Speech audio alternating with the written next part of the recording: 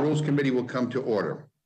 Today marks 132 days since a violent mob attacked the Capitol and tried to stop the certification of a free and fair election in the United States of America. 5 people died, hundreds more were injured, and our democracy was shaken to its core. As horrific as that day was, we know it could have been much worse if not for the heroic actions of many people in this building.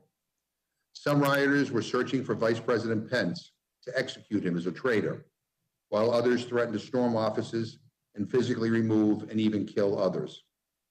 There was widespread damage to the Capitol, but the emotional toll for so many was incalculable, and it will stay with us forever. This was not a normal tourist visit, as one of my Republican colleagues recently claimed. The truth matters, especially when something as fundamental as our democracy is at stake. We need to get to the bottom of exactly what happened and make sure that it never, ever happens again. H.R. 3233 will establish a commission to investigate the January 6th attacks. It's designed after the 9/11 Commission and will be led by experts, not politicians. I'm glad that the chairman and ranking member of the Homeland Security Committee reached a bipartisan deal to finally make this commission a reality. I'm especially pleased that it focused solely on what happened on January 6th and not on other unrelated witch hunts that some of my Republican colleagues have called for. I look forward to its report at the end of the year, but make no mistake, we need to act now to respond to what we've learned so far and to support a demoralized Capitol Police that is stretched way too thin. H.R. 3237 will provide $1.9 billion to secure the safety of the Capitol, protect facilities, members, employees, and visitors going forward, and it would provide for safe and healthy congressional operations. Already, we have received the Capitol Security Review and discussed this matter at a bipartisan briefing, 12 subcommittee hearings and countless conversations with members and experts. I pray that we never, ever see another day like January 6th. But that's not enough. We need to follow the facts and to act to not only protect the Capitol and those that walk its halls, but our very democracy. Now let me turn to the ranking member for any comments he wishes to make. Thank you very much, Mr. Chairman. And before I begin, just always great to see my 2 favorite appropriators, one of whom happens to be the chairwoman, one of whom happens to be the ranking member. And glad to have both my good friends here today. Today's hearing, Mr. Chairman, covers 2 items. The first measure I'll discuss is H.R. 3237, an appropriations bill that provides supplemental security funding for the Capitol complex. It provides $1.9 billion for security upgrades, including funding for the United States Capitol Police, the National Guard, and other agencies that responded to the January 6th attack and that are continuing to provide security to the complex, as well as funds to address the coronavirus relief within the legislative branch. Though this bill started out with bipartisan negotiations, my understanding is that Democrats walked away from a Republican counteroffer, choosing instead to go it alone with the partisan bill before us today. Unfortunately, I must oppose it. And it's truly unfortunate that on a matter of this gravity, that Democrats were not interested in agreement. Republicans on the Appropriations Committee, including myself, have deep concerns about the top-line numbers of this bill, as well as the provision that creates a rapid response force within the D.C. National Guard, rather than one controlled by and housed within Congress. I look forward to hearing from Ranking Member Granger on the process that led us to this point, as well as hearing her additional concerns about today's bill. I trust that today's measure will not be the final word, and I look forward to eventually supporting a bipartisan security supplemental bill that we can all agree on and that will ultimately go to the President Biden's desk. Our second item, H.R. 3233, establishes a national commission to investigate the January 6th attack on the United States Capitol complex. Before I continue, I want to extend my thanks to Ranking Member Katko and Chairman Thompson of the Homeland Security Committee for their hard work in putting this legislation together. The 2 of them took an unworkable proposal from the Speaker and then turned it into the bill we see today, which is a far, far better bill. I'm deeply grateful to both of them for their hard work and good faith. Nonetheless, I still have serious concerns about this legislation. First and foremost, I'm concerned about the scope of the commission. The events of January 6th did not emerge in a vacuum. Instead, that event is part of a broader wave of violence that has accompanied the increasing coarsening of politics over the past several years and worsening since the COVID-19 pandemic began. Given that many events are inextricably linked, it makes sense to grant any such commission the capability to look more broadly at political violence in this country, including widespread violence of last summer and previous attempts to attack members of this body. After all, the 9/11 Commission was able to look not only at the September 11th attacks, but also the broader context out of which those attacks rose. It seems to me that this commission should do the same. Second, at this time, there are several investigations into the events of January 6th that are already underway. Multiple committees in both the House and the Senate held hearings and will continue to hold hearings throughout this year. According to the Washington Post, more than 440 suspects have been charged in connection with the attack, and all of those charged will face legal proceedings that may last for some time. Given those ongoing investigations and the fact that there may well be 100 more investigations underway, I'm concerned that adding another investigation from a commission such as this at this time will only muddy the waters and make both due process and justice harder to reach. Despite these concerns, I again want to thank my good friends, Mr. Katko and Mr. Thompson, for their hard work on this bill, which I hope can be improved further through the legislative process. With that, Mr. Chairman, I yield back. Thank you very much, and we'll talk about the special committee a little later. But I just want to point out that the point of the committee is to look at the January 6th attacks on this Capitol and on this democracy. It's not a partisan fishing expedition, I will talk more about that, including how stunned I am at the statement by the minority leader, which I find alarming, given all that we've been through, and given the bipartisan nature of the negotiations between Mr. Thompson and Mr. Katko. But we will put that off to the next panel. I would now like to welcome our witnesses to provide testimony in HR 3237, the emergency supplemental to respond to the January 6th Appropriations Act of 2021. Chairwoman DeLauro and Ranking Member Granger. I agree with the Ranking Member. You're two of our favorite people on the Appropriations Committee, and we're delighted to have you here. And without objection, any written materials you submit to rules documents at mail.house.gov before the conclusion of this hearing will be entered into the record. I now recognize the gentlewoman from Connecticut, Chairwoman DeLauro. Thank you very, very much, Mr. Chairman, and to you, Chairman McGovern and Ranking Member Cole. First of all, thank you so very much for your very kind words, and it's a pleasure to be here this morning. I want to thank you for the opportunity to appear before the Rules Committee, and I thank the members of the committee to discuss the emergency security supplemental to respond to January 6th. No one needs reminding about the violence of January 6th, the terror that many members and their staff experienced, or the tragedies that have unfolded since. We all mourned for Capitol Police Officer Brian Sicknick, who died after engaging protesters. And we keep faith with the scores of Capitol Police, District of Columbia Metropolitan Police, and other law enforcement officers who were injured, many in serious life-altering ways, 140 officers injured. We also heard stories about how many on the force have struggled with the emotional trauma of January 6th. And we pray for the families of Capitol Police Officer Howie Liebengood and DC Metropolitan Police Department Officer Jeffrey Smith, who both died by suicide in the aftermath. We were instantly taken back to that awful day when on Good Friday, Capitol Police Officer Billy Evans was killed and Officer Ken Shaver was injured when they were attacked at a security checkpoint near the Capitol. Mr. Chairman, it is no understatement to say that our Capitol community is shaken. the Congress owes it to the women and men of law enforcement, and indeed everyone who works in or visits our Capitol, to pay for the costs to recover and rebuild after the insurrection, after our democracy was attacked.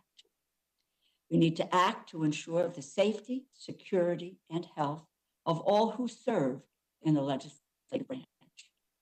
Beginning the morning after the insurrection, the Appropriations Committee began gathering information to guide this legislation.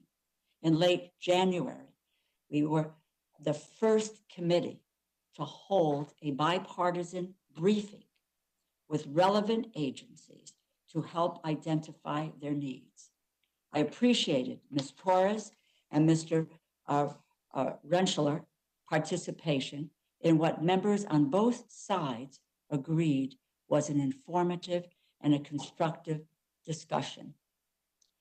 And I will be honest here, I'm not quite sure that the ranking member, who was at all hearings at all times, was able to make that hearing.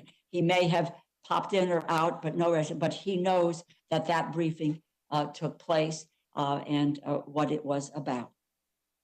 In the months that followed, the Appropriations Committee has discussed this issue at 12 subcommittee hearings. We've held extensive conversations with security experts in and out of government. And I am so grateful for the work of the 6 subcommittee chairs of jurisdiction. Congresswoman Lucille Roybal Allard of Homeland Security, Congresswoman Betty McCollum, Defense, Congressman Ryan of Ledge Branch, Congressman Quigley of Financial Services, Congresswoman Pingree of the Interior Subcommittee, and Congressman Cartwright of the Commerce Justice State Subcommittee.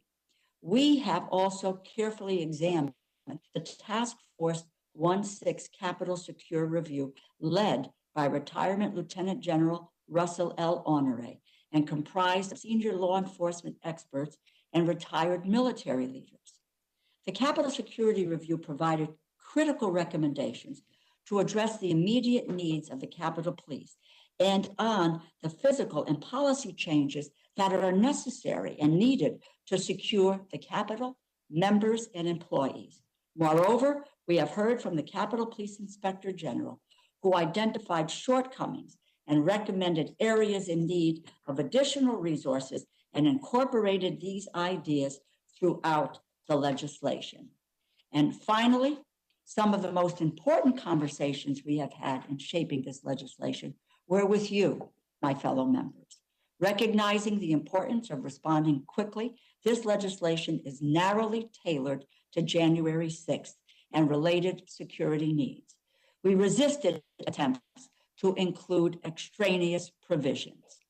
Mr. Chairman, to briefly summarize, this legislation contains $1.9 billion in emergency supplemental appropriations to respond to the costs incurred because of the tragic events of January 6th, protects the facilities, members, employees, and visitors going forward, and provides for safe and healthy congressional operations.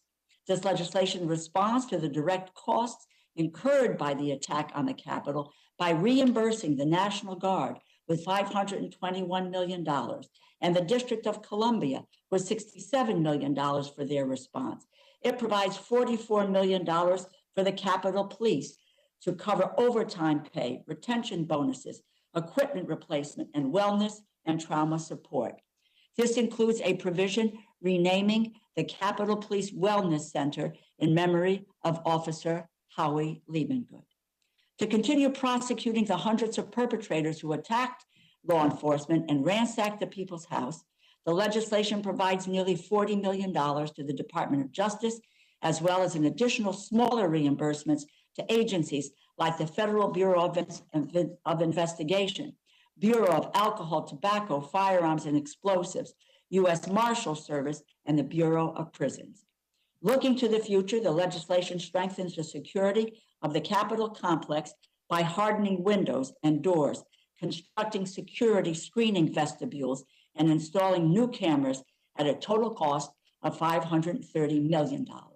It provides $18 million for specialized training, riot control equipment, body cameras for the Capitol Police. And to augment the Capitol Police in future emergencies, this bill appropriates $200 million for a dedicated quick reaction force of National Guard personnel. The legislation also bolsters security for members of Congress with dedicated funding for enhanced security and threat assessments, coordinated member travel security, and upgrades to security in district offices. To address security threats in the judicial branch, the legislation provides nearly $183 million for the security at courthouses and for federal judges, many of whom are presiding over trials of January 6th insurrectionists. And finally, it provides funding for reimbursements and the ongoing response to ensure congressional operations are healthy, they're safe amidst the COVID-19 pandemic. I believe there is broad support for these resources since funding for legislative branch COVID-19 needs was not included in recent legislation. Mr. Chairman, while we will soon establish a commission to investigate the January 6th domestic terrorism attack on the United States Capitol, it is our responsibility to act now, not later. We need to provide the resources necessary to protect the Capitol and those who work and those who visit here. Chairman McGovern, Ranking Member Cole, I have talked to the Capitol Police who protect us every day. They cannot wait, and we cannot wait. I respectfully request an appropriate rule for floor consideration of the essential legislation and look forward to answering your questions. Thank you, and yield back. Thank you very much. Ms. Granger. Chairman McGovern, Ranking Member Cole, members of the committee, thank you for allowing me to testify on this supplemental funding bill to address the security of the Capitol complex and other issues. I wish we were here today to discuss a bipartisan proposal that could easily pass the House and the Senate and be signed into law. Unfortunately, that is not the case. I agree with my distinguished committee chair, Ms. DeLauro, that the events of January 6th exposed serious concerns about the security of the Capitol. I also agree with her that Congress must act to prevent anything like this from ever happening again. For several weeks, Republicans and Democrats on the House and Senate appropriation committees had been working in good faith on a funding package. We were not yet in full agreement on some of the costs, many of which are subject to ongoing review by the architect of the Capitol, but we thought we were making progress. Unfortunately, the bipartisan negotiations we were holding with our Senate colleagues on what this bill should contain stalled late last week. By choosing to forge ahead with this bill today, I'm concerned that my colleagues are more interested in making headlines instead of headway. Without the support of House and Senate Republicans, this bill is likely headed nowhere fast, I'm afraid. I also know that these issues do not break neatly along party lines. Senate Democrats share some of our concerns. Chairman Leahy has noticed that it is important for the Capitol to remain open and accessible to the public and not feel like a militarized zone, and I agree with him. The proposal for the National Guard to stand up a quick reaction force is one that requires more thought and discussion by all parties. Unfortunately, pushing this bill through the House this week may only serve to delay it from being enacted. I hope we can come back to the table and work together to craft a bill that can pass through both chambers and get signed into law. Thank you, Mr. Chairman, and I yield back. Thank you very much. I support this bill, and I want to thank Chairwoman DeLauro for all of her incredible work and all the time that went into this. I mean, the question that I get asked most by people is, what the hell is taking everybody so long? Why is it taking so long to get a bill to basically provide the resources to protect the Capitol complex that was attacked on January 6th? Why the hell is it taking so long for you guys to get a commission together to investigate what happened on January 6th? And I, for the life of me, I don't know why this is at all controversial. Chairwoman DeLauro, Mr. Cole talked about a Republican counteroffer.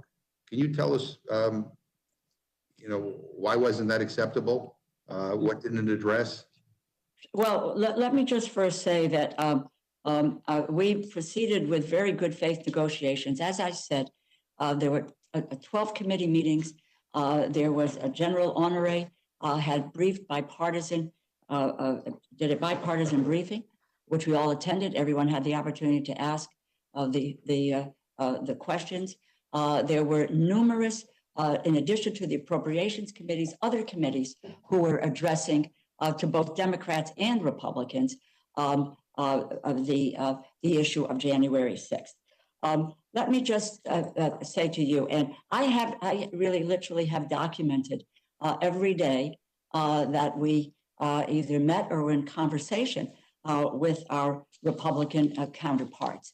And also with the notion that we were trying to move quickly and that we were looking to May to move forward. I can describe to you the Republican offer, which I have right here in front of me. And the problem with that offer, which is that the defense COVID expenses made up 1/2 of the total of their bill, which was $2.4 billion. I might add, because someone will say, well, why would we not think about defense and COVID?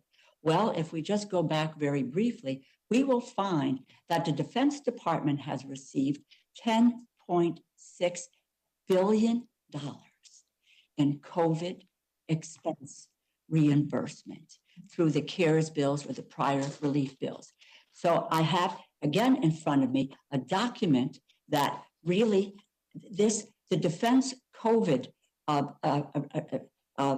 cost of this bill, quite frankly, in my view, was not a serious proposal in terms of looking at what we needed to move forward on in terms of securing the Capitol, protecting members, prosecuting those who had breached the Capitol and caused the damage and the destruction that they did that day.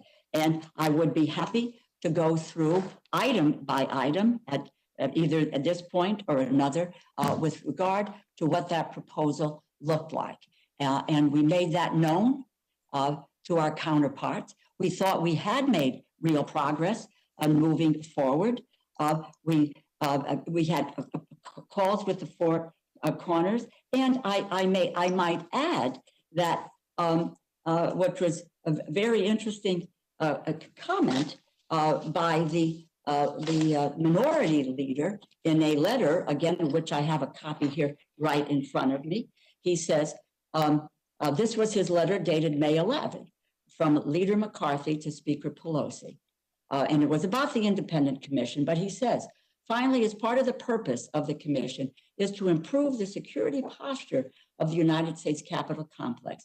The legislation must also require the commission to report findings by November 1st in order to allow sufficient time to be included in an end of the year funding bill to strengthen the security of the Capitol complex. So there was no desire to move with focused on January 6th, to move with dispatch to secure the Capitol. If the minority leader's view was that this could wait until the end of the year, then it really is not understanding the seriousness and the nature of what happened on January 6th and why it is important for us to move with dispatch. We have a Capitol Police today. I stop and talk with them every day, as I am sure most people on this call do, every single day. How are you? How are you doing? Hanging in. How's your family? Scared. When are we going to act? We are acting. And there are others who did not want to act. It is our obligation, our responsibility to act, which is what we did with conversation and discussion and debate with our House Republican colleagues, our Senate Republican colleagues, and our Senate Democratic colleagues. Thank you very much. Look, this is not a game. I was here on January 6th. Many of you were here on January 6th. We saw what happened to this Capitol complex on January 6th,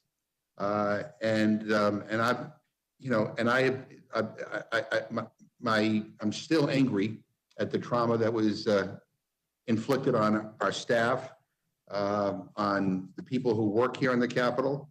I talked to a woman working in the coffee shop in the basement of the Capitol who a couple of days later who was horrified about what happened here. Clearly, we weren't prepared, and we need to be better prepared. That's what this is all about, right? And this can't be politics as usual. This can't be business as usual. This can't be delay. Or it can't be Donald Trump's having a temper tantrum and doesn't want us to talk about these issues, so we're going to do nothing. That's just unacceptable. That is an abdication of our responsibility as members of Congress up here. So this is going to go to the Senate. I'm sure there'll be some changes and some additions, and it'll come back here. But I mean, if this isn't an urgent matter, then I don't know what the hell is. We all want this place to open up. We want it to be open for our constituents, for tourists, for visitors. But we want this Capitol complex to be secure. I've talked to the members of the Capitol Police too, who are begging us to do more. Well, this is more, and this has been done in a responsible way. So I urge all my colleagues to support this bill. I ask unanimous consent to insert a statement of administration policy in support of HR 3237. At this time, I turn to the ranking member, Mr. Cole. Thank you very much, Mr. Chairman. Let me go first to Ranking Member Granger. I'm disappointed, as I'm sure you are, Ranking Member, that the first appearance by the Appropriations Committee before us this year is under these circumstances, where you and the chairwoman are in fundamental disagreement on this legislation. Isn't it true that the supplemental appropriations bills are typically bipartisan? And what happened this time so that the majority felt it necessary to bring a partisan bill to the floor? Mr. Chair, may I speak? Mr. Chair, yes. The chair did not bring us into negotiations until a few weeks ago. And we passed one proposal back, and there was absolutely no discussion whatsoever. I regret that we're in this position. The issue is very, very important. It is a situation that we should move as fast as we can, but we were completely left out of this. And I think that is a mistake. And we could have worked this out. Thank you. Again, to Ranking Member Granger, you actually mentioned discuss the Senate. And do you have any expectation the Senate's prepared to immediately take up this legislation? We all know that the House by itself can't simply impose its will on the other body.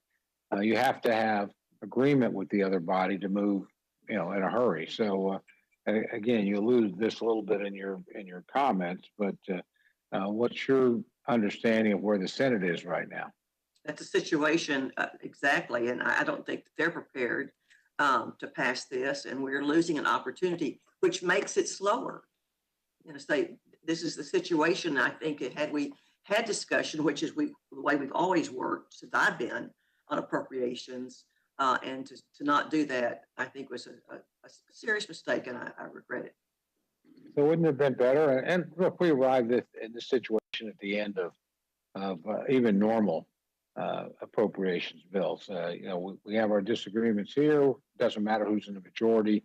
The initial bill tends to be partisan. We all know that the final negotiation, the one that matters, is with the United States Senate. It's out of that negotiation that you have legislation that can pass both houses and be signed by the president. So wouldn't it have been better for you and the chair to continue to negotiate the bill, bringing in the senators, see if we can reach an agreement, particularly on a supplemental, because you always want to move a supplemental quickly. That's the purpose. That's something out of the norm. That's something we feel like we have to act on right now. So, wouldn't it have been better for the two of you to have negotiated with your counterparts in the United States Senate, come up with a bill, and then be presenting something like that with us today, to us today? I think that would certainly been a better way to handle this. And I think we would move ahead and have something we all agree on and give the support to our police that we talked about today. And I regret that this is the situation, how it's being handled. Now, thank you very much. With that, Mr. Chairman, I'll yield back. Thank you very much. Ms. Torres. Thank you, Mr. Chairman, and thank you, Chairwoman DeLauro, for your patience and constant updates to all of the members of our committee on this issue. On January 6th, the U.S. Capitol went from being the cradle of our democracy to what felt like a war zone. I was in the House chamber, in the balcony, to be more specific, without a way out for 45 minutes. 45 minutes. A place that has always been a sanctuary, a place where we have always felt safe. That day, I crawled on my hands and knees in a gas mask, scratching the cornea of my eye in the process. I heard the gunshot that ended a woman's life. I saw barricades go up on the doors around me with any tables and chairs the Capitol Police could find. The sanctity of this body was pierced in a way that was utterly unimaginable. I hope for the sake of this nation, for the sake of future generations, that this will never happen again. And that we ourselves are prepared to answer that call to duty to never allow that to happen again. A Capitol Police officer died that day, and we lost 2 more since then because of the trauma that they endured. Was too much to bear. Many people who were in this building, from officers to members, staff, the maintenance crew that pick up our trash every day, those are innocent people, will carry the scars of this day for the rest of their lives. And while our democracy endured, our purpose here today is to fund the protective measures that take the necessary steps to ensure one of this body's darkest moments will never be repeated again. This emergency security supplemental package pays back the National Guard, the District of Columbia, and other federal agencies for their responses that fateful day.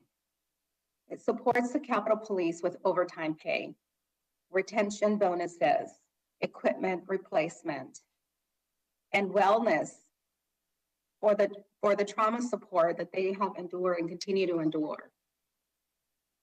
It also holds the perpetrators who storm these halls accountable and prosecutes them for their crimes. It will fund new windows, doors, and security cameras. It will create a dedicated quick reaction force for future security threats. And it will give our heroes, the Capitol Police, who use their own bodies as their shields, the riot gear and training that they should have had that day. Colleagues, this is the very least that we can do to safeguard our democracy and do right by the men and women who sacrificed so much that day and the innocent bystanders. Whatever headlines you may be fearing already happened on January 6th. That history has already been written. I urge each and every one of you to join me in supporting this package. And with that, Mr. Chairman, I yield back. Thank you very much. Dr. Burgess. Thank you, Mr. Chairman. Let me just ask, because I've been looking through the legislative language, and I just heard the comment that it repays the National Guard for their participation to either of our witnesses. Is that correct? Yes, the National Guard, there's $521 million to pay for the operation costs for the Guard deployment from January 6th throughout the Capital Region from January 6th to May 23rd. And this was funding that was requested by the Department of Defense. So let me just ask you a question. Are we reimbursing the states from which these National Guard units were deployed, or are we reimbursing the states for their expenses? No, we are not. What, is that something that was considered? I will, I don't know that the Guard, I don't know that the Department of Defense asked us to deal with, where the folks were coming from. We took care of their operations, their pay, et cetera. And this is, it's not a state expense. This was a Defense Department expense. So that's what we were doing, is to pay the cost to the Defense Department. Well, let me just ask both of you, both of our witnesses, and thank you for being here. But during the hearings on this, did this subject come up? Were there costs incurred by the states for the deployment of their units to Washington, D.C. for the term of their deployment? No, not that I know. Should we have asked the states if there were expenses that they incurred? Well, since it is not a state expense, it's a Department of Defense expense. But they're state Guard units that were deployed. I'm just asking the question because I don't know the answer, and people pose it to me. So I thought I would ask of our witnesses. Apparently, though, it didn't come up in your hearings on this supplemental. What came up was what the Department of Defense asked for, the $521 million. That's what was asked. All right, and we were responsive to it. Let me just ask of Representative Granger, Ranking Member Granger. You referenced your beginning of your comments about that you'd hope for a bipartisan proposal. Do you think that by perhaps opening the process up, we are the Rules Committee, we are the ones that decide how legislation is brought to the floor, whether it's an open or structured or closed rule? Do you think it is possible through the amendment process that we might make this a more bipartisan make this a more bipartisan product by opening up the rules process?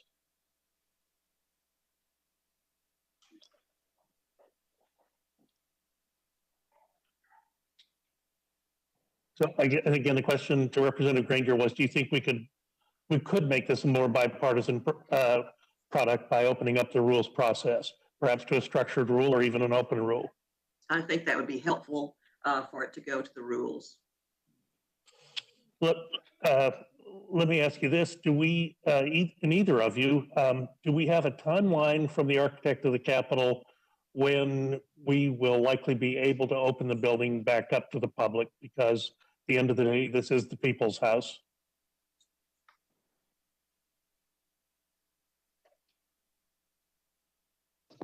Sorry, let's mute and unmute here.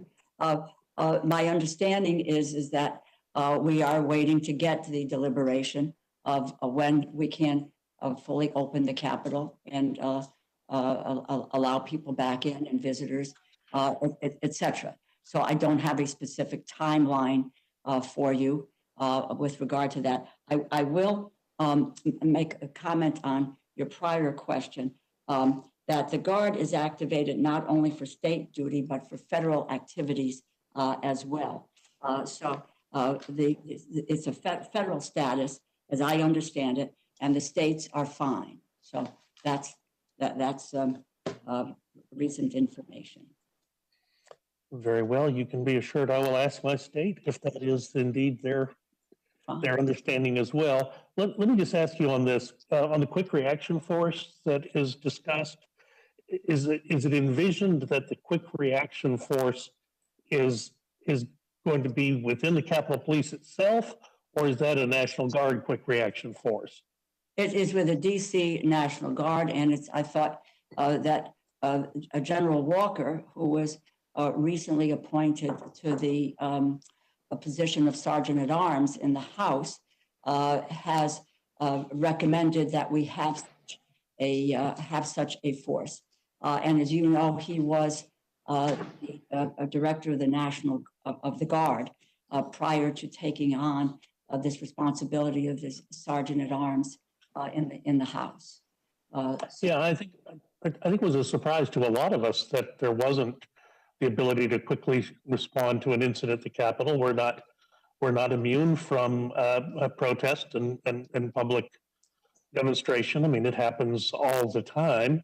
Certainly the last 20 years or 19 years that I've been here, there have been multiple times when there's been significant unease across the country, and it has sort of manifested itself in protests around the Capitol. I apparently was in error in assuming that there was already a provision for protection of the Capitol in times of stress or crisis. Did that not exist?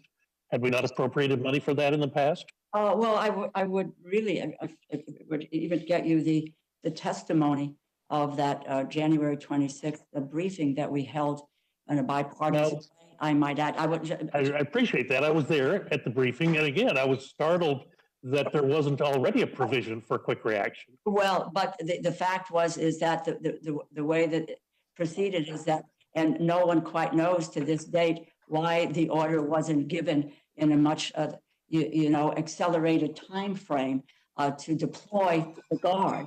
That was the issue as to getting the sign off for deployment of the Guard, and it was held up. And again, we do not yet know what the cause of that was in terms of making sure that the Guard was there. This quick reaction force will act just like the Air Guard now does for airspace. So again, just an observation. It seems that some of our attention perhaps could be given to what the Capitol Police is able to provide us in quick reaction, because they are the people on the front lines, if you will. We're trying to address in this very piece of legislation that we need to really to equip the National Guard, not the National Guard, with the Capitol Police with more of the tools that they need to be able to act. You will also recall on that day, there was hardly any command and control with regard to the Capitol Police and what their responsibilities or duties and so forth. And quite frankly, and there was just this morning on the news that the intelligence was out there, except it had not been analyzed, and nor had intelligence been passed on to the Capitol Police. And we tried to address those issues. So there were lots of shortfalls, which addresses what we try to address in the supplemental. I just remember a different time when a president said the buck stops here. I'm just wondering where the buck stopped that morning. Why was there insensitivity to intelligence? Why was there lack of preparation? I heard from a number of people who work in the Capitol that expressed concern about things that might happen on Wednesday. If it's down to the level of people who work in the Capitol, why was that concern not manifested at the upper echelons of our power structure here? Representative Crenshaw, let me just ask you a question, because our colleague Dan Crenshaw has asked for an amendment to your appropriations bill that would require reporting on costs and recommendations related to the United States Capitol Police having their emergency response teams have vehicles that they could take home with them so that their ability to respond quickly would be enhanced. Was that not covered in the baseline text of the supplemental appropriation? It was not addressed, and perhaps if it goes to rules, there could be some help there on that. I understand we had 2 hearings from the acting chief of the DC police about a week apart, and the testimony was significantly different the second time it came about what happened, when they knew, what the process was. Well, I think our colleague Representative Crenshaw has brought up an excellent point, and I will look forward to offering that an amendment to the rule, Mr. Chairman, if it's not made as part of the base structure. So thank you all for your attendance this morning. I'm going to yield back. Well, thank you very much, Dr. Burgess. And I think a lot of the questions you asked will be answered by the commission that we'll be discussing next. And I just want to say for the record, it's always lovely to hear you talk about open rules, because when I look back at the 115th Congress, when your party was in charge and you were on the Rules Committee, you didn't vote for a single open rule. In fact, you voted for more closed rules than any other Congress in history. So, but anyway, I just wanted to point that out for the record. Happy to yield now to Mr. Raskin.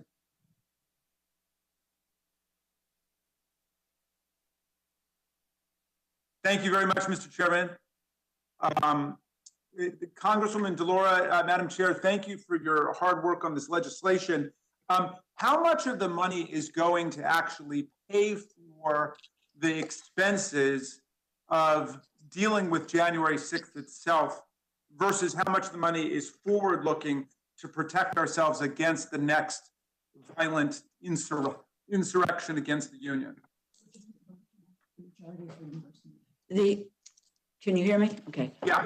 The majority of the funds, and I can get you a breakdown, is going for the reimbursement of funds. Okay. I mean, so I'm looking at the breakdown, like the money for the National Guard, for DC emergency planning, Capitol Police, Architect of the Capitol, prosecution support, Library of Congress. A lot of that looks like it's backward looking to deal with the cost of January 6th. Is that right? You're saying most of it. In my head, it looks like it's something like $740 million, something like that. But maybe your staff could get that. It will get you a precise number. Okay. So that's an extraordinary sum of money that violent insurrection is costing the people of the United States, right? They unleashed mob violence against the Capitol. They beat up our police officers, hitting them over the heads with flagpoles and spearing people, spraying bear mace in their face. It was a scene of absolute chaos and wreckage, and it's costing us hundreds of millions of dollars. Did you talk about whether the United States has an action in restitution against the organizers and the inciters of this costly attack on the United States? Can we sue? I'm not an attorney, so I don't know. I really don't know the answer to that question, Congressman Raskin. Yeah, I mean, it's remarkable to me that we're talking about taking money from the taxpayers to pay hundreds of millions of dollars to pay for this cost of this mayhem, this havoc that was visited upon the Capitol. And we're not talking about suing the people who caused it. You know, Madam Chair, if somebody came into your house and wrecked all that beautiful artwork you've got behind you and tore up the place and broke down your doors and smashed your windows and beat people up, yeah, you'd want them prosecuted, but wouldn't you also, if you've determined who organized it, wouldn't you also want restitution? Because that's costing you a lot of money, right? Yes, indeed.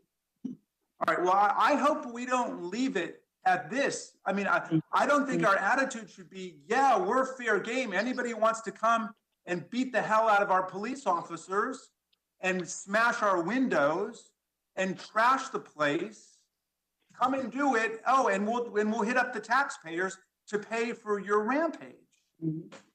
We can pursue that. We'd like to pursue. I mean, this is real money, hundreds of millions of dollars that we're having to pay. Now, if somebody comes and ransacks your house and storms your living room, and you've got to put in an alarm system for the future, and you've got to, you know, connect, you've got to fortify your house and build new windows and so on. All right, maybe, I don't know that a court would allow you to charge those people for that going forward, just because they've changed the terms of engagement in the United States.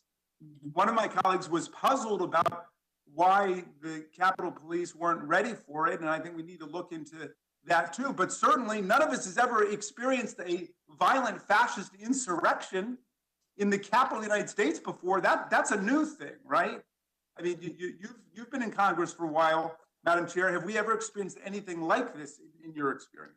Nothing like this. And I, like Ms. Torres, was in the gallery that day, and it was. I quite frankly didn't know when they asked us to reach for gas masks under the seats in the House chamber, that I didn't know we had gas masks in the House chamber, let alone know how to put on a gas mask. Told to evacuate. Saw the smashing of the glass to the chamber doors, and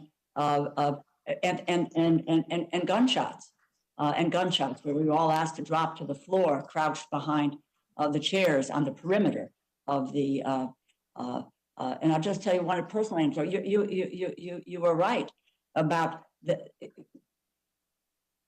federal government is picking up the responsibility and the reimbursement for the costs that insurrectionists who were incited to come to the Capitol to really, and the clarity when you take a look at what the intelligence was that day, the target of that insurrection and overturning our democratic election was the Congress. That's right. You know, Congress, and it was clarity. It was clear. Yeah. That information, as one of my Republican colleagues said in the briefing, that in January 26th, is we had all of the intelligence, we had the information, and that then administration did nothing. Right. Well, far from assisting us, not only was there nothing done to help us, but in fact, it's been determined by bicameral majorities, robust bicameral majorities and bipartisan majorities in the House and the Senate as a constitutional fact that then President Donald Trump incited the violent insurrection against us. Bipartisan, bicameral majorities in the House and Senate have determined as a constitutional fact that's exactly what happened. And of course, everyone knows that. I mean, the big Stop the Steal rally to overthrow the election result in 2020 was not called for Georgia, although he did try to browbeat and intimidate the Secretary of State of Georgia.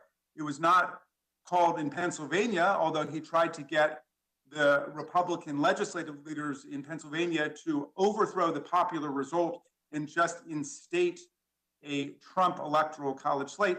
It wasn't called for California, and it was called for Washington, D.C., and it wasn't called on January 17th or December 20th or some other date. It was called on January 6th, the date when Congress constitutionally had to meet in joint session in order to count the electoral college votes. And it was called for 1 hour before that. And then everyone knows, as Congresswoman Cheney, the former chair of the House Republican Conference, put it, he assembled the mob, he recruited the mob, he incited the mob, he invited the mob, he ignited the mob. The whole thing is due to him, as Congresswoman Cheney bravely put it before she was canceled out a few days ago. It was all due to him. None of it would have happened without him. And so we know that. And now the taxpayers are being forced to pick up hundreds of millions of dollars because he refused to accept the election result in 2020. Is that not what's going on here? The taxpayers are being shaken down for $700 or $800 million to pay for the rampage. Well, that's an extraordinary thing for me.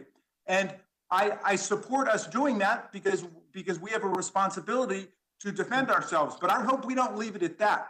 I hope that there is a restitutionary action undertaken to get the money from the people who unleashed this violence against us.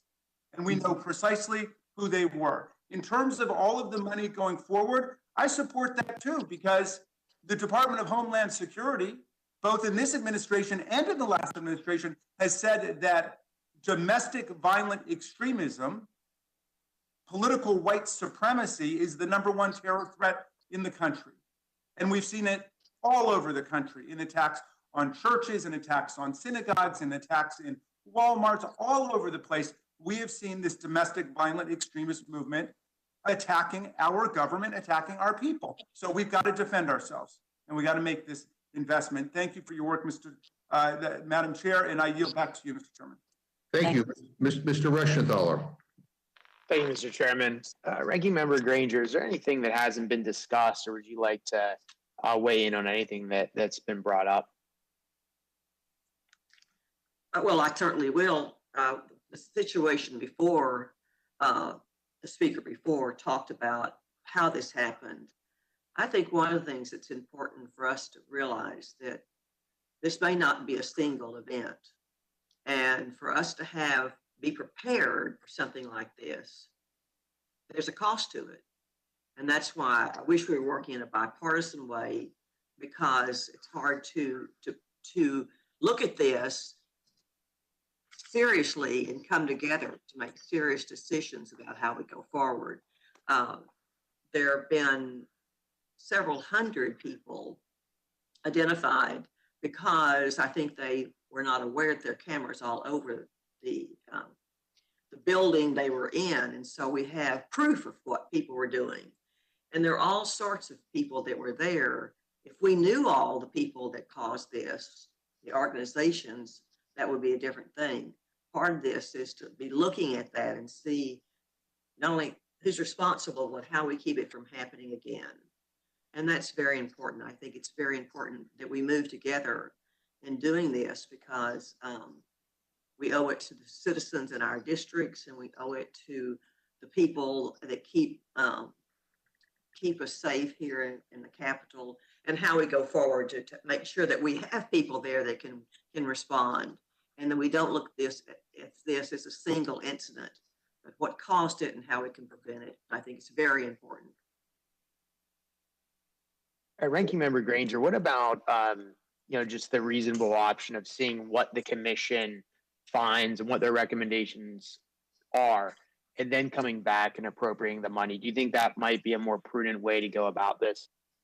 I do, and I think that would be a better way to go forward on this, because we're putting this together to say what actually happened on that day and how did it happen and who are these people.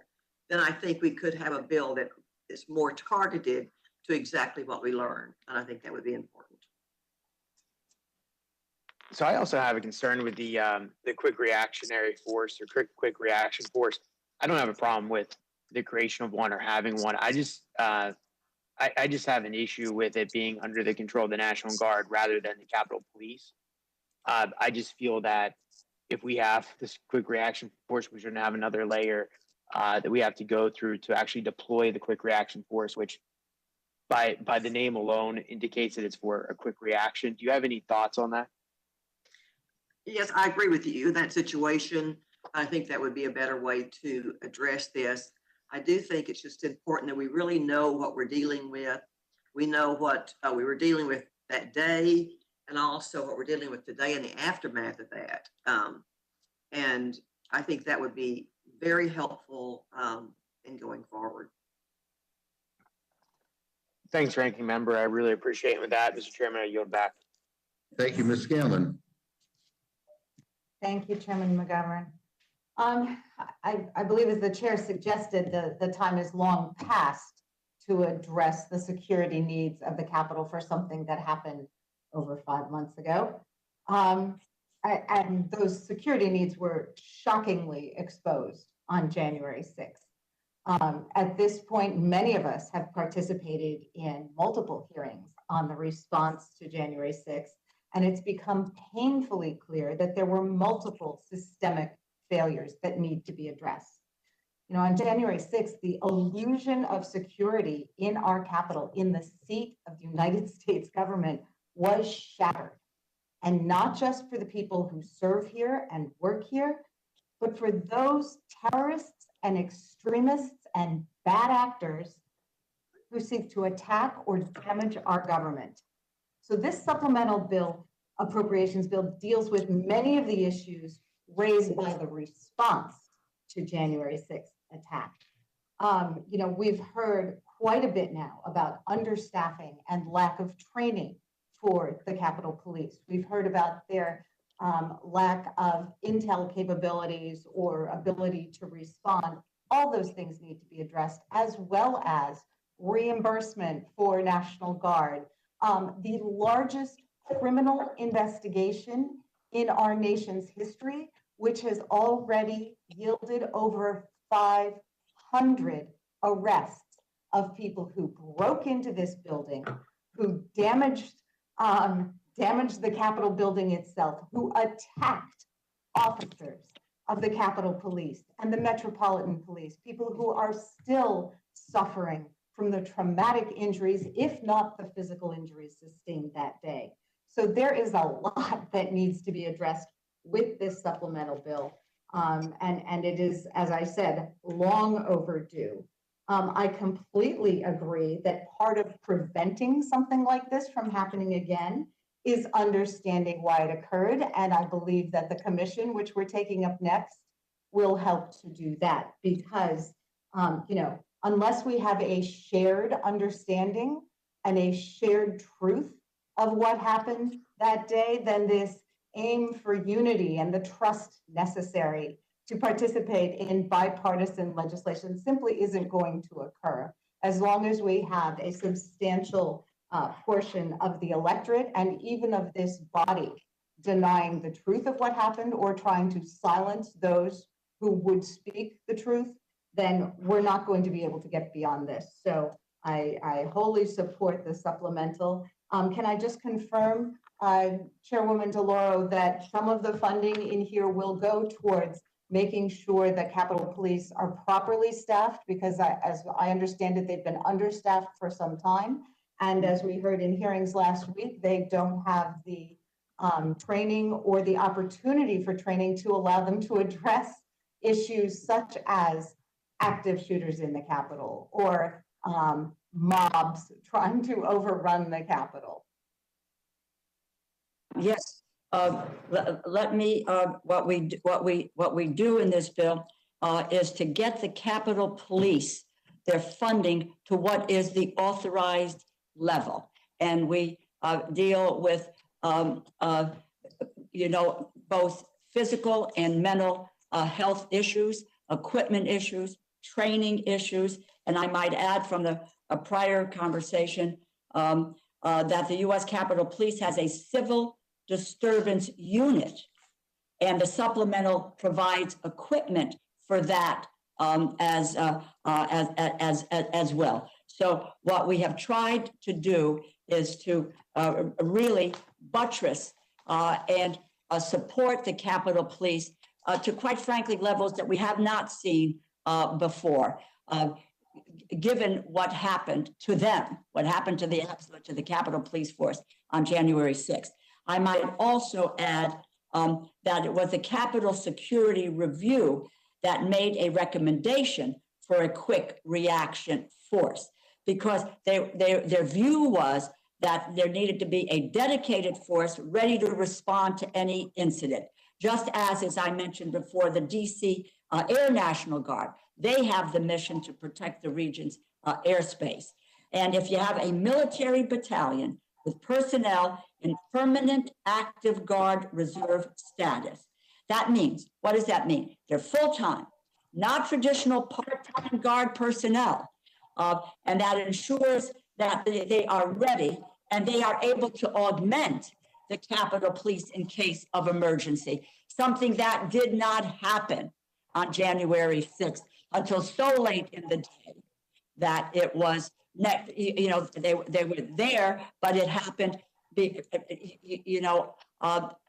not in time to do something about the scaling of the walls, breaching the Capitol, smashing windows, beating up Capitol Police, and everything that went forward on that day. So the Capitol Police and their safeguarding is at the center of what we want to try to do here for future protection. Thank you. And I've spoken before on the fact that, obviously ramping up their intel capabilities appears to be a priority, given the fact that the threats of January 6th were, shall we say, hiding in plain view, with the former president having invited a mob to DC. And add is about $100 million. Officer Evans, who, by the vestibule, what we have done is to put in $100 million to secure and strengthen the vestibule, so that that you just can't come in and overrun that portion. If I might add to Congressman Raskin, the reimbursement funding in the bill is $665 million. Okay, thank you for that, and thank you for your work on this. And as always, we're extremely grateful to the Capitol Police and the Metro Police, who saved our democracy on January 6th under the most abominable conditions, and we're grateful to them every day. Thank you. I yield back.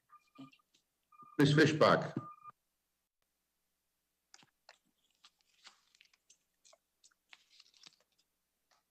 You need to unmute.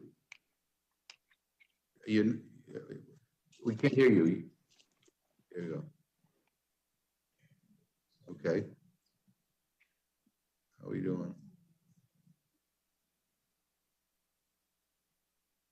You know what? What I'm going to do is I'm going to go to Mr. Morelli and then come back to you. And if all else fails, we'll just open the window and you can scream. All right. All right. Okay. All right. All right. Mr. Morelli.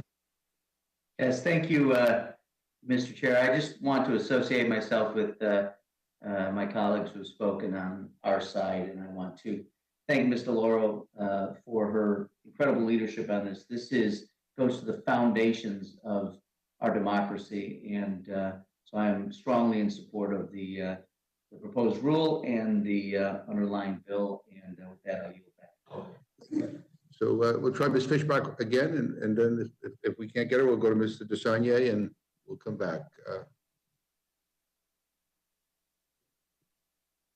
All right, can you hear me now? Yes. All right, good, okay. I feel like a Sprint commercial. Or whatever. Okay. But thank you, Mr. Chair. I was just going to ask Chair DeLauro, was there some kind of comprehensive assessment or study regarding the needs, the security needs at the Capitol campus? Mm-hmm. Oh, absolutely. There was the task force, a 1-6 Capitol Security Review, which was led by retired Lieutenant General Russell Honoré. And it was comprised of senior law enforcement experts and retired military leaders. And so they provided critical recommendations to address the needs of the Capitol Police and on the physical and policy changes that are needed to secure the Capitol. Members, employees. In addition to that, the Capitol Police Inspector General. And I might add, if you read that report, and there was a hearing of the House Administration Committee under Chair Lofgren held a hearing on the Inspector General's report. And that report identified shortcomings. They recommended areas in need of additional resources and incorporated the ideas, what we did throughout the legislation. And I might add that the Inspector General had made recommendations, which in the past, may not have been fulfilled, but we try to hone very, very clear to expert advice And specifically, as I say, the narrow focus was on January 6th. But there were, this was the other committees that held hearings brought in expert witnesses as well to address this issue. And as the commission will do, is to bring in experts to do the review. But we worked very, very closely with the security review effort led by General Honore. Well, and thank you, because as I look through the resolution through HR 3237, there's not a lot of detail. There's a lot of money, but not a lot of detail necessarily of where the money is going. And so I guess I'm struggling with this, is how do we really know that this is the kind of money or these are the amounts they need directed at the right things. And I will say there's an awful lot of money for COVID relief or prevent, prepare for, and respond to the coronavirus. So there's a lot of money for that in there also.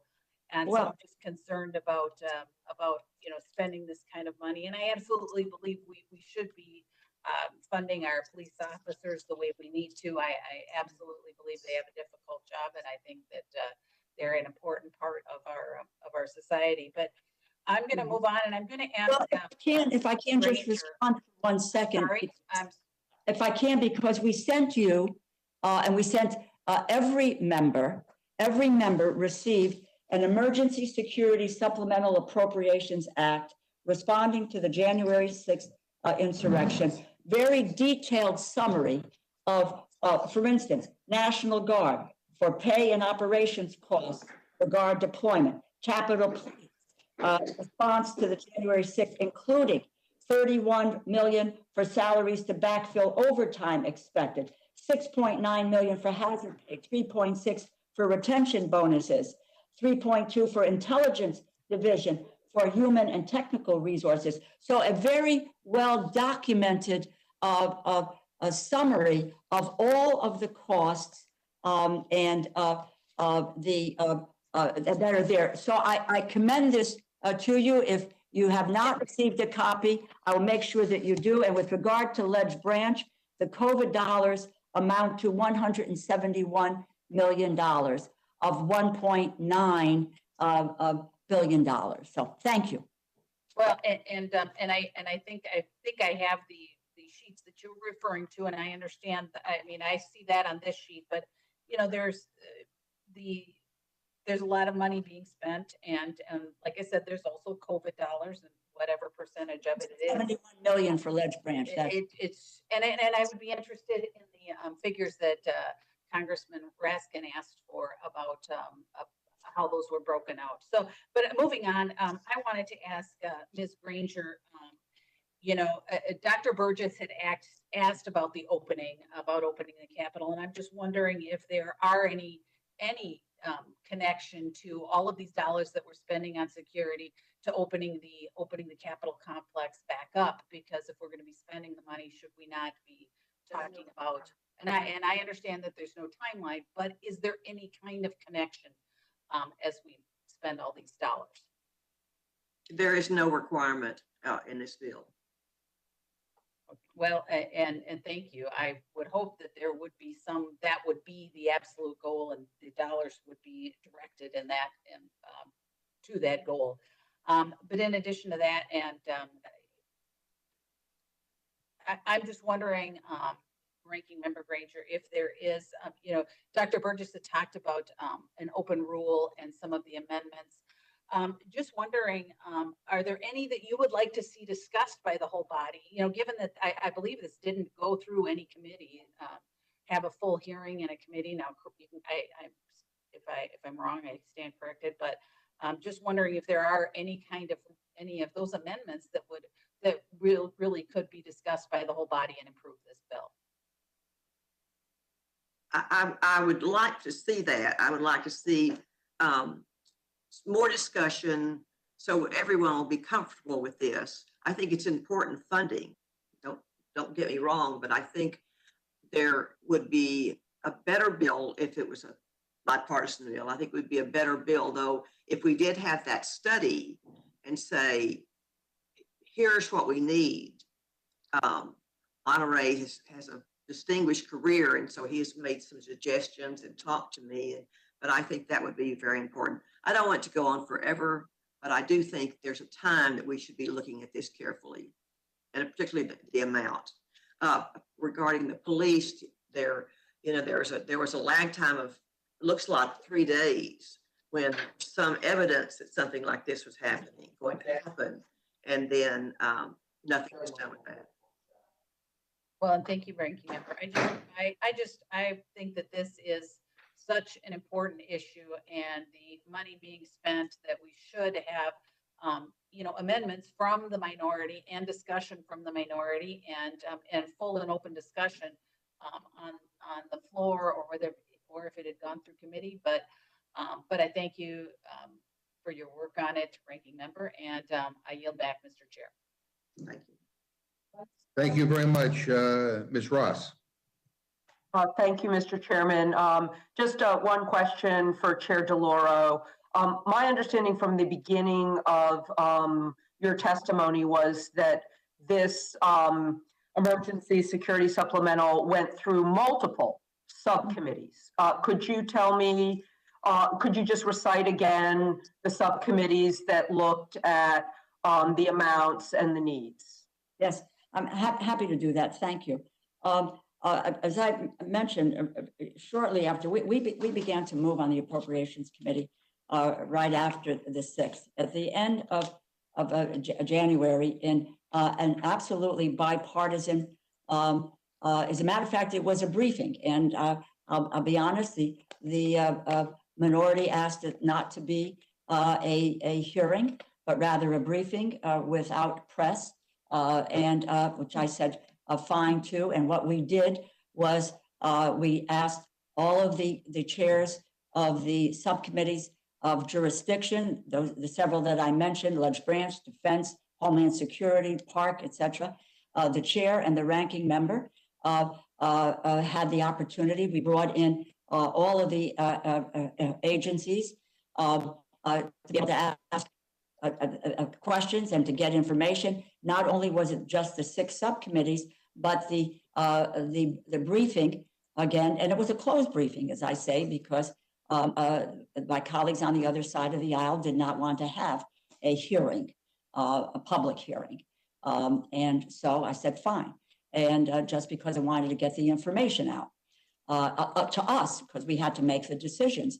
And but the entire Appropriations Committee, I think we went for almost 3 hours that day, because every member of the entire Appropriations Committee had an opportunity to ask questions of the 10 agencies that we brought before us.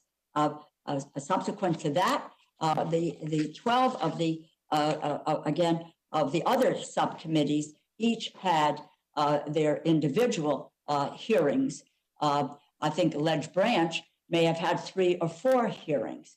I'm sorry, Ledge Branch had 8 hearings where this was discussed. And again, the other subcommittees had hearings as well. They brought in security experts who were in government and out of government to ask the questions, to address the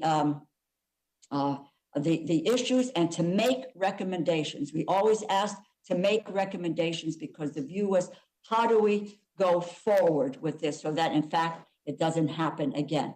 I might also add that the House administration under Chair Lofgren has had a number of hearings, including most recently, I believe, with the Inspector General on this issue. Again, oversight has had under Chairwoman Maloney had a hearing on this issue. So it wasn't just the Appropriations Committee and the 12 subcommittees, but a variety of other of our standing committees that took up this issue and to get some understanding of what happened. I say that in addition to, as I mentioned already, the security review out of the recommendations that came from General Honore, and General Honore briefed in a bipartisan way. All of the members answered questions and talked about recommendations that should be made. So there was, in essence, a very full airing of what occurred, why it occurred, what we could do going forward to prevent it and to look at what we needed to prevent it, including Capitol Police, prosecution of the insurrectionists, mental health and well-being, equipment, training, intelligence gathering, etc. So. Thank you, Madam Chair. And I just wanted to thank you for all this hard work and leadership. And clearly, the sooner we move this bill, the better, in order to make sure that all of us are secure. And with that, Mr. Chair, I yield back. Thank you. Mr. Neguse. Mr. Chair, Yes, Ms. Granger. yes, may I just say, to make everything very clear, all the meetings that were held were excellent. The presentations were important. There was higher attendance at that than anything I think that I have been involved in since I've been in Congress. But I do want to make sure that things are straightforward. And the minority did not stop having an open hearing. The committee had not been organized at that time. So we had the hearing that we had to have. And that's how it happened. We did not ask for it. But I do want to make sure that people know there was a number of meetings held and wonderful attendance because all the Congress, Democrats and Republicans, are very concerned about this. Thank you. Thank you. Mr. Neguse.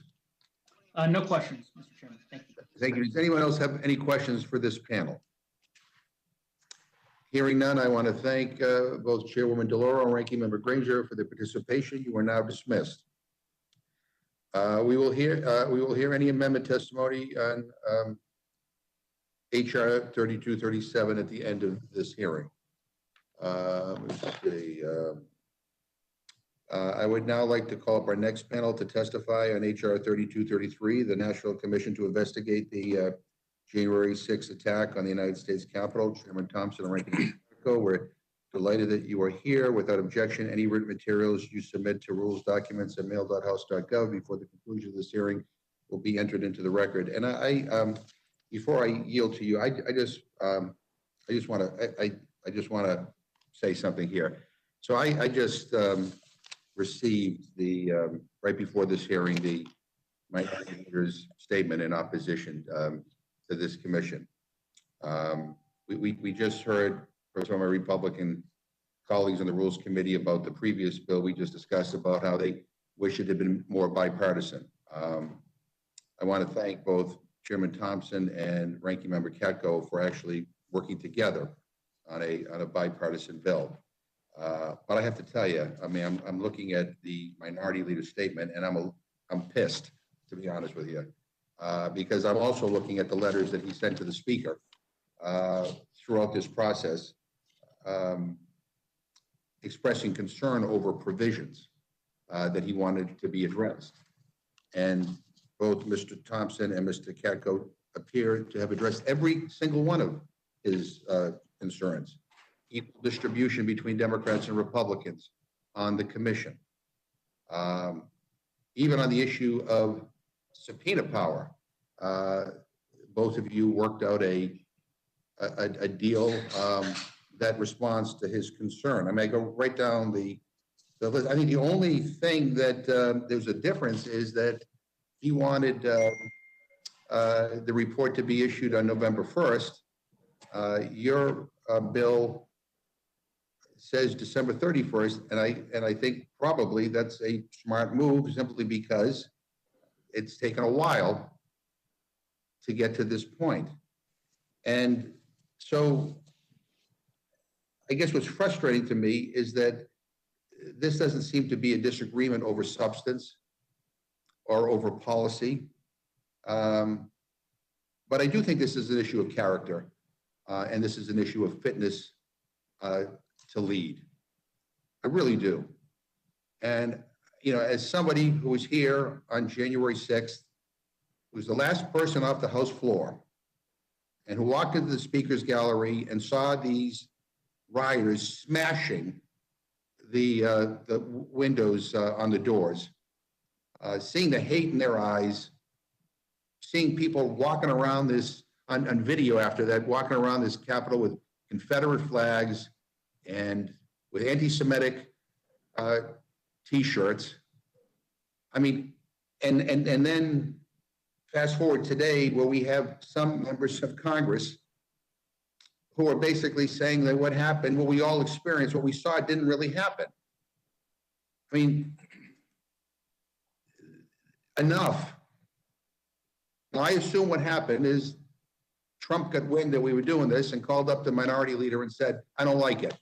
And so that's what we got this opposition press release.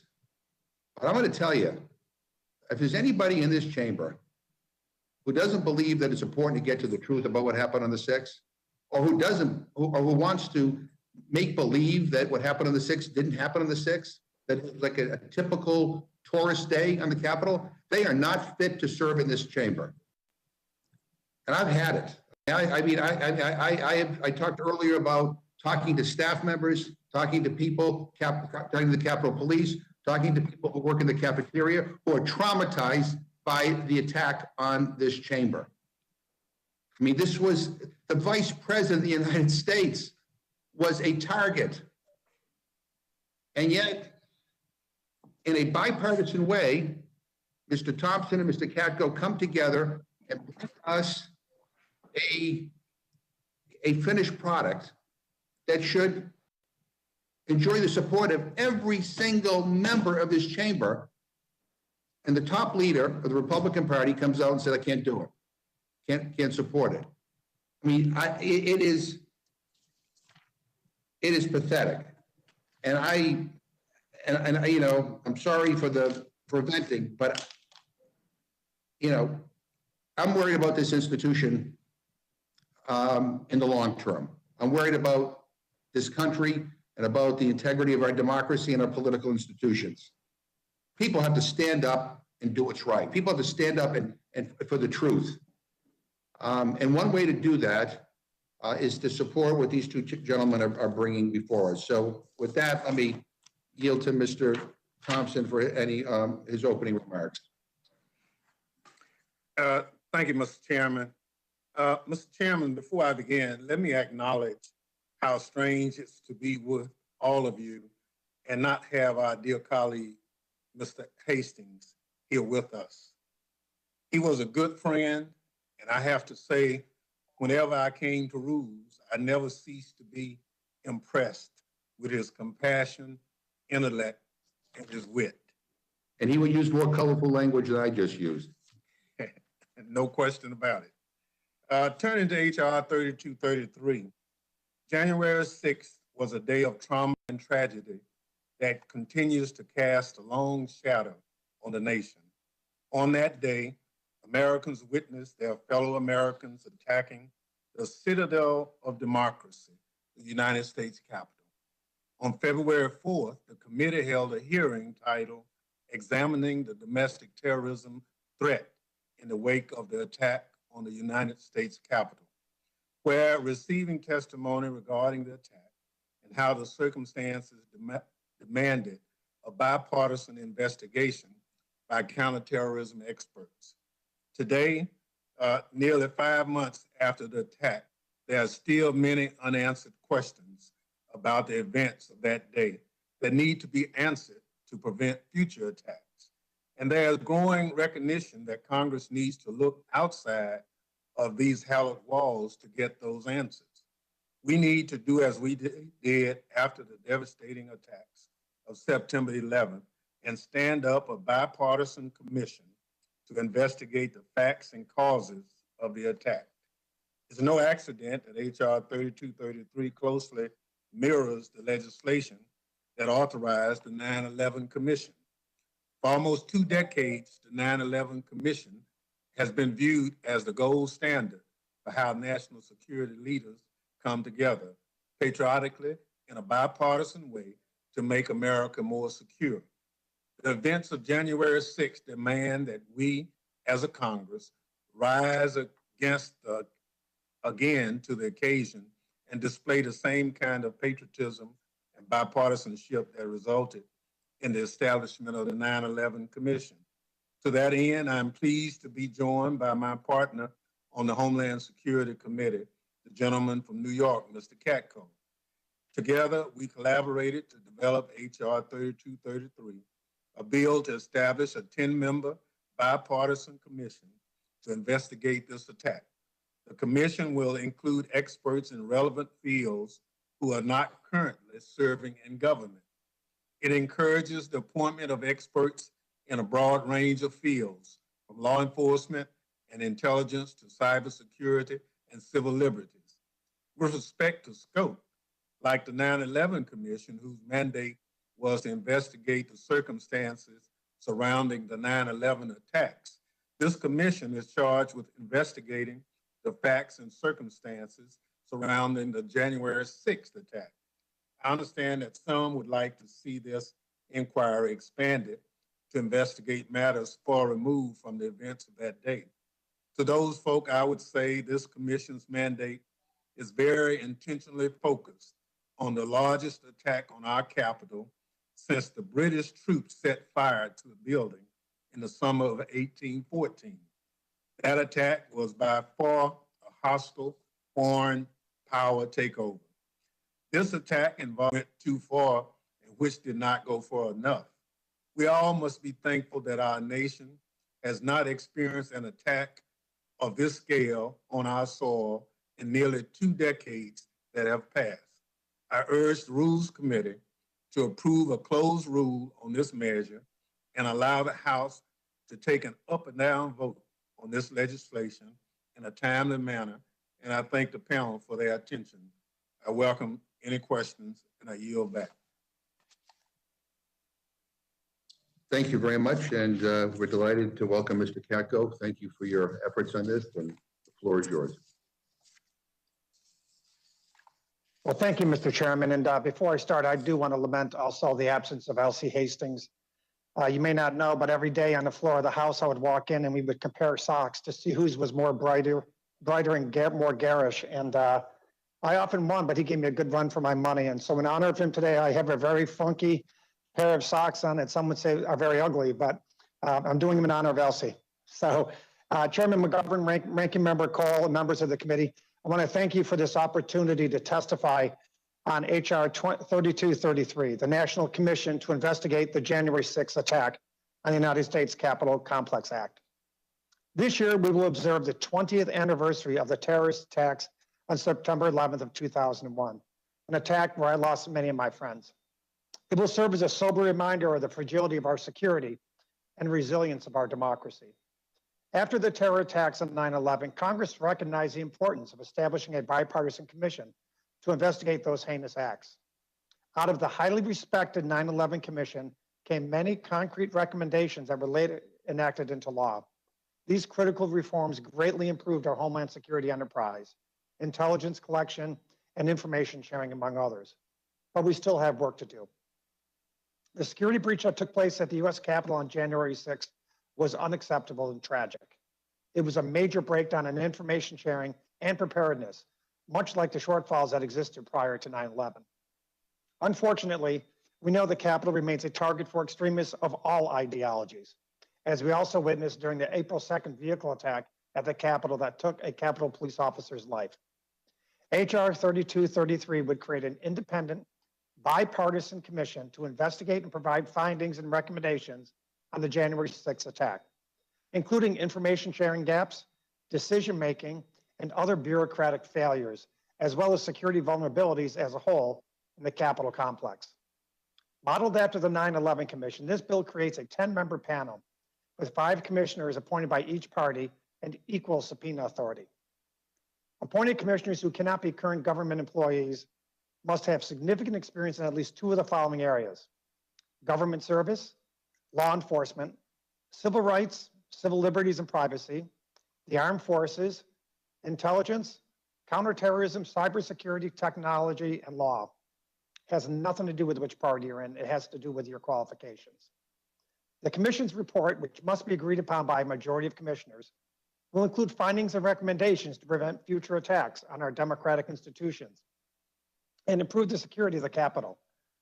The December 2020 deadline allows for a much shorter timeline than originally proposed, and for good reason. The American people and the Capitol Police deserve answers and improvements as soon as possible to ensure nothing like this ever happens again. As I have called for since the days just after the attack, an independent 9/11 style review is critical for removing the politics surrounding January 6th. We all know there's a lot of politics surrounding January 6th. And for focusing solely on the facts and circumstances of the security breach at the Capitol, as well as other instances of violence relevant to such a review. I can't state this more plainly enough. This is about facts. It's not about partisan politics. It's about making the Capitol Police Complex stronger. It's about making the Capitol safer. It's about making the Capitol Police Department or officers, which by admission is a very dysfunctional group right now with 92% of their members having no confidence in their leadership, going to make them better. We have to make them better. We owe it to the line people who risk their lives to protect us every single day. I want to thank the strong partnership with Chairman Thompson. In short, he's a good man, and he's a fair man, and he wants to do the right thing, and he did the right thing here. We were able to rise above the politics and turn the initial partisan proposal into a reasonable, nonpartisan bill. Now, H.R. 3233 is nearly identical to the original commission bill, H.R. 275, that Ranking Member Davis, Comer, and I, along with 28 other Republican co-sponsors, introduced on January 13, 6 days after the attack. I can't say enough how much I appreciate Chairman Thompson's robust collaboration and strong commitment to working together on this effort. The American people expect Congress to put partisanship aside for the sake of our homeland security. That is exactly what this bill does. This is exactly what Chairman Thompson and I did, and I'm very proud of it. And for that, I'll take any questions you have, and I yield back. Thank you very much. I want to thank both of you. You know, and again, I look forward to supporting the bill when it comes to the floor. And look, I think you did everything that reasonable people would expect you to do, and that is to reach an agreement here, to come up with a proposal that is nonpartisan. Again, very much all after the 9/11 Commission, to establish the truth. So you did everything everybody expected you to do, except some people expected you to fail. Some people expected that you would not work in a bipartisan manner. Some people expected you would not, or maybe some people were hoping you would not come up with a bill like the one you came up with. You know, I'm looking at, I'm listening to some of the, all of a sudden, criticism of your work. One was that somehow this would interfere with the ongoing judicial proceedings. And I'm looking at the bill here, and if I'm reading this correctly, it says that you're to examine and evaluate evidence developed by relevant federal, state, and local governmental agencies in a manner that is respectful of ongoing law enforcement activities and investigations regarding the domestic terrorist attack upon the Capitol, regarding the facts and circumstances surrounding such terrorist attack and targeted violence and domestic terrorism relevant to such terrorist attack. And I also want to put in the record a letter from over 140 former national security, military, and elected officials calling on Congress to create a bipartisan 1-6 commission. But in their letter, they talk about in the wake of September 11th, the administration and Congress jointly acknowledged that the attack causes were complex and that an independent and well-equipped commission was an essential tool to aid the federal government. Congressional inquiries, law enforcement activities, and national commission not only worked in parallel, but critically complemented each other's necessary work. I just say to ask both of you, I mean, can you respond to the questions that some have raised that somehow this will interfere with important ongoing investigations or work? I'd be happy to take that if you like. I was been in law enforcement for 20 years before I was a in Congress, and criminal investigations always reign supreme. And there are safeguards built into the system. But in order to really look at that allegation or that position, think back to 9/11 Commission. They were full bore investigating what happened after the commission.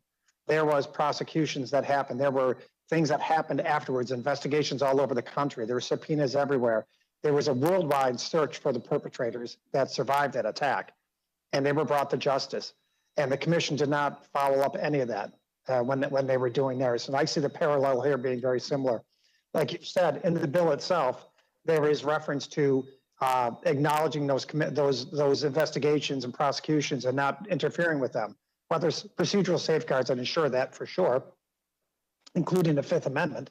But on top of that, you have precedent from the 9/11 Commission, where these people that aren't going to be on this commission will be able to work around those constraints. And I don't view them as constraints at all, because really what we're looking at is, in my opinion, more important than anything is, how did this happen? How did we fail to act on the intelligence we knew was there? How were we not ready at the Capitol? And why in God's name did we put these poor Capitol Hill police officers in an unwinnable situation where 140 of them were injured with Metropolitan Police officers? That's the real nub of this. It's not a political considerations or the people being held accountable. We're not a criminal investigatory body. We're a body to try and make the Capitol safer and make the Capitol Police Department much, much, much better, and to find out what help they need going forward. That's how I see it. I yield back. Mr. Chair, the criminal justice system is working. Those 458 odd individuals who are being charged criminally should be. We are not in that process, but more importantly, we have to look forward in anticipation of what might happen again. And part of this commission's challenge is to look at the facts and circumstances that got us to January 6th, and to the extent practicable, try to alleviate them. So we're not in the way. One of the sayings, you can walk and chew gum at the same time. And that commission clearly can do its work and not interfere with any of the prosecutions ongoing.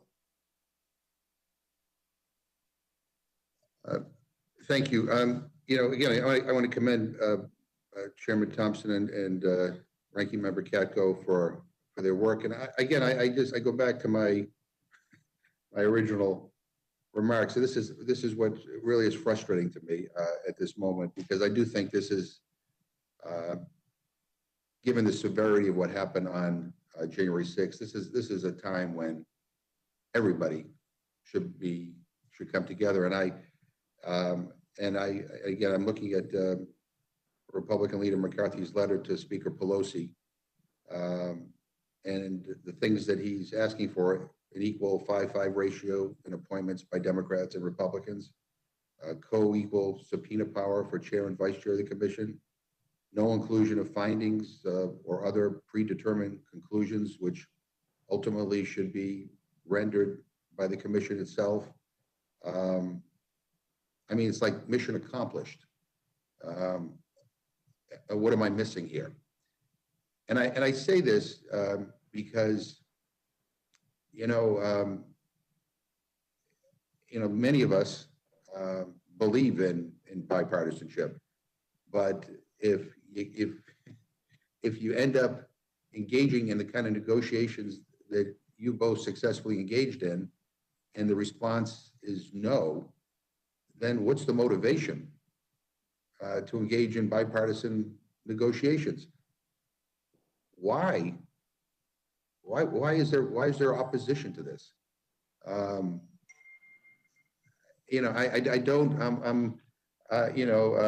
Mr. Katko, what's missing here that's so substantive and so big a deal that it would compel people to say, oppose it? Listen, I absolutely respect my colleagues' decisions to take a different point of view. Politics is not always about everybody agreeing. Oftentimes it's about agreeing to disagree, and that's what we're doing here. And I'm just proud of the fact that there's going to be some Republican support for it, a considerable amount, I hope. But regardless, I just know that in my heart, that from what I see from my perch with Benny at top of the Homeland Security Committee, that for us to lead on this is important, and that's what we're doing. Well, there's no question, Mr. Chairman, Yes. that was give and take. We really want the bipartisan nature of this commission to be the gold standard for how we go forward. We made every effort. In all reality, I gave more to try to make this work. And you can see from the documentation that that's what I did, because I've been on the Homeland Security Committee ever since it was a select committee. I know the importance of what this commission means to the security of this country. So it's important that Democrats and Republicans put aside the partisan definition, because generally, when the bad people show up, Mr. Chairman, they don't ask party affiliation. Right. They just want to hurt Americans. When those individuals attacked the Capitol, they came for the vice president, who was a Republican. They came for the speaker, who was a Democrat. You know, they came for what we represent as a nation. And I think that's what we have to defend by having this commission front and center and providing advice and counsel to Congress. No, and I appreciate that, Chairman Thompson. And I've sat in on many of the chairman's meetings and leadership meetings with you. And I know that there was some on our side who was like, you know, why give this and why give that? Or why should we do this? Or why should we do that? And I'm sure the Republicans had the same conversations on their side. But both of you, Chairman Thompson and Ranking Member Katko, actually came together and put this institution and put this country first. And I'm grateful. And I'm just, and again, I trust that hopefully there'll be a strong bipartisan vote on this. But again, I am a little dismayed with the minority leader's statement. I'm reading a quote now from that appeared in Politico from a Republican aide who described the bind that the minority leader was in. I quote him, he says, "This is a Republican aide. I think Kevin was hoping that the Democrats would never agree to our request. That way the commission would be partisan and we can all vote no and say it's a sham operation, because he knows Trump is going to lose his mind over this commission." And and it's just so disheartening and disturbing to read that, given what we all saw. And given the fact that we have some colleagues who are denying that we all experienced even happened. So I've said enough. I just I want you both to know how much respect I have for you. And I think that the American people are grateful that you're doing the right thing. And these experts, not politicians, will issue a report, for history that hopefully will inform us in terms of how we should proceed, but also make sure the historical record is accurate. With that, I yield to my ranking member, Mr. Cole. Thank you very much, Mr. Chairman. I want to begin by echoing your praise for both these two members. I think that you both did work together in very good faith, and I think it is important that you came together with an agreement. And I agree with the chairman of the committee that you gave a lot, Mr. Chairman. Absolutely. And I agree with my good friend from New York that he got a lot. So let's start with that. While there's some questions, I have some questions. I'm going to give you both an opportunity to answer them. Doesn't change the fact that I admire both of you for working so well together. And I think the product that you're presenting to us is far superior to the product that you began to work with. Far superior. You'd both be commended for that.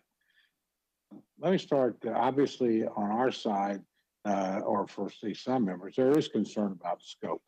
That'd be the first question I would ask. And 9/11 Commission did have pretty broad scope. I mean, it dealt with, went back and looked at everything from the attack on the embassies to the attack on the USS Cole, no relation. You know, there's a pretty broad parameter. As I understand it, this is a much narrower focus. We'll see some amendments, you know, that deal with everything from the shooting at the baseball field to we had a wave of violence last year. Is this part of that in a broader sense? I frankly would argue that it is. And then, you know, the Good Friday shooting incident that we had as well. Are those things appropriate to, and I'll start with you, Mr. Chairman, and then move to the ranking member. Are those things that would be considered by this commission or would be appropriate to consider in your opinion? Well, let me just say, Mr. Ranking Member, the scope of the committee is to look at the circumstances and facts surrounding January 6th. If the commission wanted to, they could, but it's clearly directed at January 6th. We have, in good faith, met Republicans,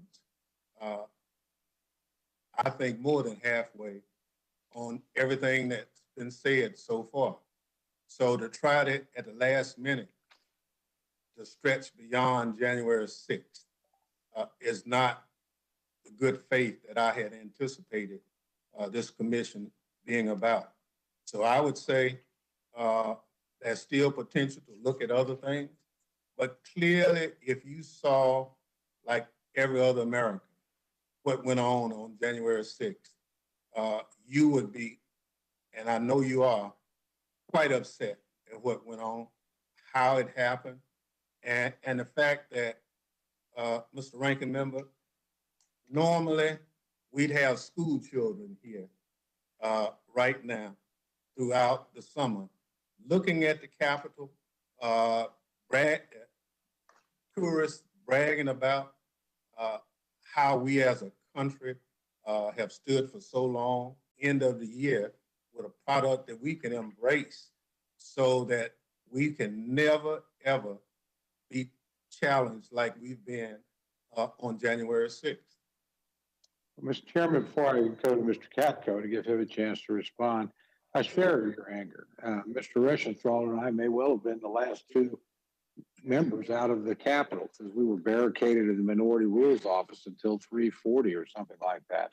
So with these folks beating at the door on occasion. So believe me, I understand exactly what you're saying and agree with it wholeheartedly. I do think when I'm asking a question, I hope you don't regard it as bad faith because it's certainly not meant to be. This is my first chance to participate in forming, and that's true with other members that have offered amendments. So while you two have come to an agreement, and I respect that, and I do think you worked well together, and I do think you significantly improved the body, with all due respect, you're not the last decision makers or the only here. Other members get the opportunity to offer amendments, raise questions, and express concern. So that's what we're doing here. And that's what I'm about. And I say that with no disrespect to you, no disrespect to my friend, Mr. Katko. I think you both did a good job. But I also don't think the 9/11 Commission, you know, sprang from a couple of negotiations. There was a lot of interplay between members and frankly, between the two bodies. And that body that we're all praising, still has critics to this day, although I think, like you, it did a good job. I think it did important work for the country. But there was a lot of contention around that body too. So I see what we're going through as part of the normal process of how you get to a body that everybody will have the confidence in that frankly I have in you and Mr. Katko. So with that, I don't want to cut you off. If you want to respond to that, Mr. Chairman, feel free. Well, you had the luxury of being in one of the leadership offices. I was in the gallery on January 6th for quite a while with the gas mask and a lot of other things. And I was also led out through the stairwell and put over in Longworth, 1100, for a couple of hours with people not wearing masks and too many people. It was a horrible situation. So most of us have our own story about January 6th. I'm trying to make sure that we make a positive result from what occurred by creating this commission, Mr. Chairman, Mr. Ranking Member, so we can get beyond the foreplay. We entertain the Republican leadership on this effort because we weren't trying to play gotcha. We wanted to get it right. So we have the numbers to pass it without a single Republican, but that doesn't get us to where we need to be. And so the minority leaders' last minute effort to, I think, sabotage the whole effort is disingenuous because those of us who negotiated this did it in good faith. Mr. Chairman, as I said, I don't have any doubt about that whatsoever. And I think the product is considerably better than the one that you began with. Although I will correct you on one front, if you think the Minority Rules Office is the leadership office, come down and see us sometime. There's no security there. And that was no fun place to be either.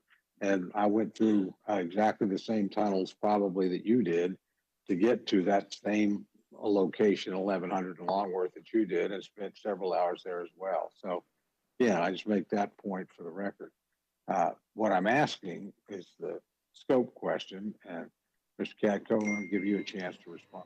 Yeah, I think I agree with my colleague as to his interpretation of it. The bill focuses the commission on the January 6th Capitol attack, as well as targeted violence and domestic terrorism related to that attack, which could include things outside of January 6th. It gives the commission that flexibility. How much that commission will exercise that flexibility, that depends on the commissioners, but that's the way the bill is written, and I agree with my colleague in that regard. Okay, let me ask you a second question, and you both spent a good deal of time talking about, we obviously have, and I respect both of your backgrounds and your thought about this, particularly yours, Mr. Katko, because you were in law enforcement. We do have lots of other investigations going on. A lot of them we don't know much about, honestly, and probably shouldn't know anything about at this stage. So we know about the 458 that the chairman mentioned. We don't know about an estimated up to another 100.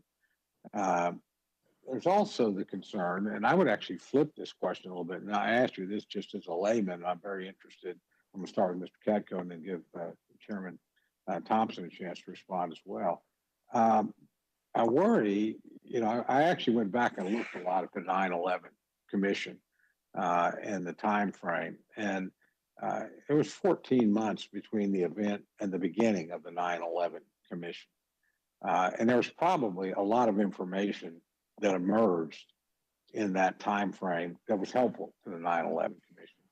So there is always the question of, will you inadvertently get in the way of an investigation? But I think there's also the flip side of that. With those investigations, once a case was prosecuted, provide the commission with additional information. In other words, are we moving too soon? And should we delay a lot? Was any thought given to that? And I'm curious about, particularly Mr. Katko, your thought about that. Would these prosecutions, once they're public and once verdicts have been reached, actually provide information that could be useful and that might otherwise be missed? Yeah, well, my opinion to that is, first of all, the overarching observation is a couple things. Number one, it has no criminal imprimatur on it, so it has nothing to do with criminal investigations. This has to do with what is the security posture at the House? Is it adequate? And what were the failures that happened on January 6th? And what do we need to make the Capitol stronger going forward and safer, and the Capitol Hill Police infinitely better going forward? So whether or not someone that's prosecuted decides to say that someone else was involved with me when I crashed the Capitol, I'm not sure is going to be that relevant to what we're looking at. We know what happened. And this is much more of a finite observation than a 9/11 commission. The 9/11 commission looked at not the security matrix and security posture of one building and one department. They looked at the security posture and the security matrix nationwide of an entire country and indeed the entire world, dealing with an international menace being Islamic terrorism in the United States. So it was a much more difficult thing because you look not at just the Capitol Hill Police, you looked at the FBI, you looked at the CIA, you looked at all the defense agencies, all the international intelligence organizations, Interpol, everything. It was a much more complex thing. So what I like about this commission bill is laser focused on just what I said. And because of that, I think the timing is important. We can't wait to make this place safer. We need to do it now because people, especially bad guys in the international criminal community, see a weakness in the United States, they tend to exploit it. And we can't wait to try and make this safer in hopes that somebody down the road that's maybe subject to a criminal investigation decides to cooperate and tell us more. I really do think we know what happened. And I really do think that if we act now and we act in an expedited manner, which I think we can, it's not going to take long to figure out what the failings were at the leadership level at the Capitol Hill Police and what the failings were with them not acting on actual intelligence that they should have acted upon. I think it's a much more finite inquiry, and therefore I think the timing is right, and I think the timetable is right to get this done and get this done in an effective manner. Chairman Thompson, certainly want to give you a chance to weigh in. Well, there's no question that, as I said earlier, we're not addressing the criminal intent and involving any interaction with that proceeding.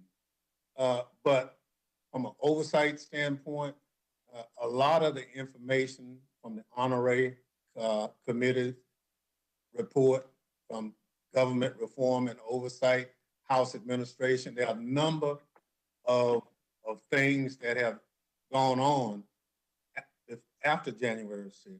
But what we have to do now is laser focus from this committee's mission's perspective, the opportunity to get it right. And that's why the expert that we've recommended in terms of skill is absolutely essential for the success of this commission. And then once it's put together, properly staffed and resourced, we get out of the way and wait for the December 31 report. And so that's the spirit in which it was developed, and that's the spirit in which Ranking Member Katko and myself come before Rules Committee today. One more question. I'm curious if, and this certainly isn't a requirement for us to act as a body, but I'm just curious, have either of you had any discussions with the Senate? What's your assessment of, I mean, clearly for this thing to become law, it has to pass both bodies. And I'm just curious if that process has begun and, you have any sense of what the response is over there. Mr. Chairman, I'll start with you and then I'll move to the ranking member for a response. Well, Mr. Ranking Member, I learned a long time ago not to count your chickens before they hatch. So I'll just leave it at that. Even though said, Mr. Chairman. Even though I'm not a farmer, I totally agree. Well, does that mean you haven't had any discussions? And again, I wouldn't necessarily expect you to. I'm just curious. We have, not to my knowledge, not in depth. No. Okay, and that's fair enough. Let's see if I had anything else there.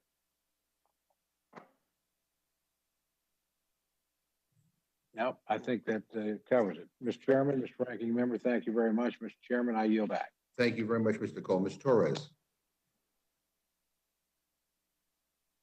Thank you, Mr. Chairman. We've spoken about the horrors that occurred on January 6th, and we know what we experienced. We know that the fear of crawling across the House chamber as an armed mob broke windows, stormed the halls, and used our American flag to beat our officers. We know the terror our families felt while they watched the attack. But there is a lot that we still don't know. there are a lot of answers we don't have yet. And that is why a national commission to investigate the January 6th attack on the United States Capitol Complex Act is so important. This commission will be tasked with evaluating the evidence and causes of the attack, as well as issuing a report with recommendations to protect from future attacks. This commission is essential to moving forward. This was an attack on our democracy, and as such, we cannot simply move on. I have been a staunch defender of democracy worldwide, especially in the Northern Triangle of Central America, where often corrupt leaders try to subvert the democratic will of the people.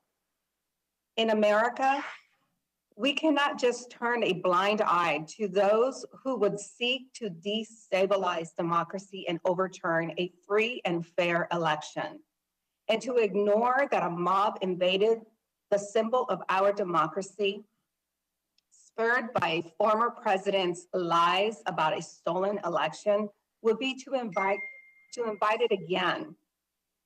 This commission will be protected from partisan perspectives and instead guided by the truth of what we know happened on January 6th. This is the way forward to heal from a horrible insurrection on January 6th that shook our country to its core. Thank you, Mr. Chairman, and I yield back. Thank you, Dr. Burgess.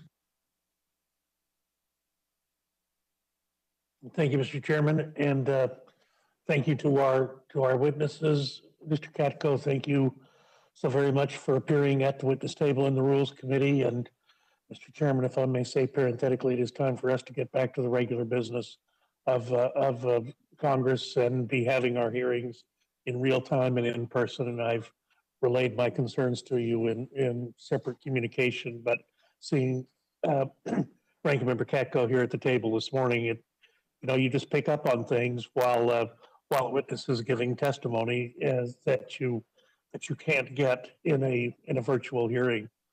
So, Mr. Katko, I think one of the things I heard you say during your opening statement was to pose the question, how were we so unaware? And I think that is a very valid question, and I know it's one that I've heard members of both political parties ask. How indeed were things, how were we so unaware and so unprepared? And I do hope there is a significant focus on answering that question, assuming that the committee is indeed constituted as you've outlined, and you've done a very good job of laying out the arguments. But I do hope you keep that question foremost in your mind as you go through this. How were we so unaware, and how were we so unprepared? And as I referenced in the hearing, in the earlier part of the hearing on the appropriations side, there was a former president, Harry Truman used to have a saying that the buck stops here. We need to understand where the buck was supposed to stop that day, and where, in fact, if something was dropped, where it was dropped and how it was dropped, and then, of course, how it affected all of us. Now, Chairman McGovern, you and Chairman Thompson, if I'm correct, are the only people here who were actually in Congress when the original 9/11 Commission was, when the hearings were held and the authorizing language for the 9/11 Commission occurred. I know Mr. Cole and I came in shortly after, so we were in Congress when we received the report of the 9/11 Commission, but you and Chairman Thompson were in the Congress when that provision was heard. And I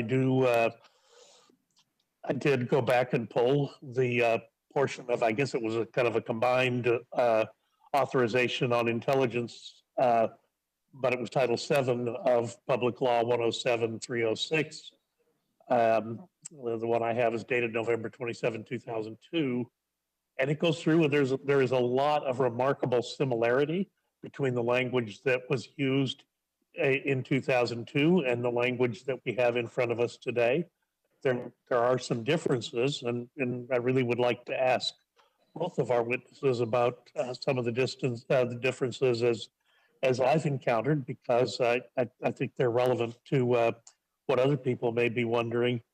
I do, and a point that is so important, and I just really all I need is a fairly simple and straightforward answer, and probably from Mr. Katko, but Chairman Thompson, I'm happy to hear from you on this as well. You designate the staff, you designate, of course, the members of the commission, and the fact that there is an even distribution between both political parties and House and Senate, and appreciate that. The staff, as we all know, many days we're only as good as our staff. The staff is, I suspect, going to be appointed by the members of the commission, but it is a position of the staff director that I'm perhaps most concerned about. And that staff director, is that someone whose job description is going to involve both the chairman and the vice chairman, that is the Democrat as well as the Republican commission, members of the commission? Well, first of all, there's been a concern about the staffing, and there's been some arguments that the staffing is only going to be populated by the majority party. That's not true. The staffing matrix is the exact same staffing matrix that was used in the 9/11 Commission and the one that was recommended in the bill earlier this year. That was a Republican-produced bill. There's no difference. So the bottom line is, the chairperson, in consulting with the vice chairperson, in accordance with rules agreed upon by the commission, may appoint and affix a staff director. So again, I'm quoting, chairperson in consultation with the vice chairperson, which is appointed by a Republican, in accordance with rules agreed upon by the commission. The commission as a whole will make the rules, may appoint and fix a compensation of staff director and such other personnel as may be necessary. So it gives, it's designed the exact same way the previous commission was in 9/11, in that they make the rules, they decide in a consultation with each other who should be staff director, and then they act accordingly. And I think that ensures that it's not going to be a partisan staff director. And I'm not sure, and my staff directors may disagree with me on my committee, they don't have the last word, and so I think moving forward, we're going to have a staff that is going to have be consensus driven and is not going to have an undue influence on the process. Right. In the original 9/11 Commission language, it's more directed as to the compensation to that individual. I guess my concern is, will the staff of the minority have the autonomy to differ from the staff director when that person is responsible for their employment? Oh, of course it will, because they're going to be able to speak to not just the majority members of the commission. They're going to be able to speak to everybody. It's not going to be something where the staff is isolated from the members. And members, it's just like our staff. We're all going to work together for sure.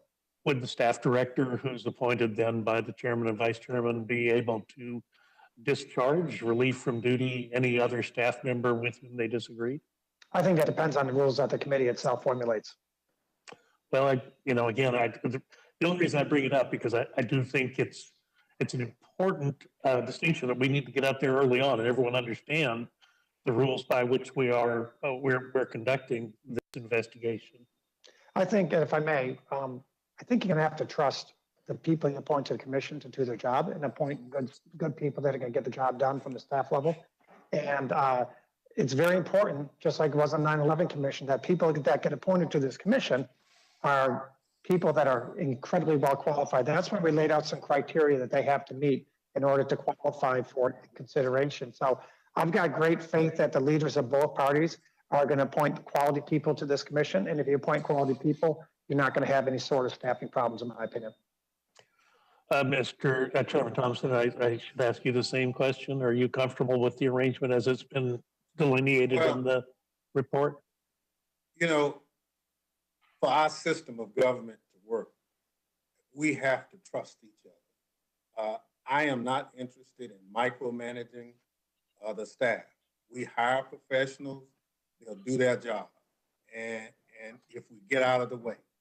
And so the process we have outlined in the legislation is a good process. And the ranking member and myself support it.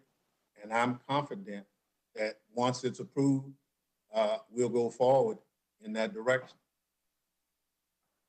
So let me ask you a question, and this is to both of you again. We heard some discussion when Ranking Member Cole was talking about the overall scope of the investigation as it's taken into the activities surrounding January 6th.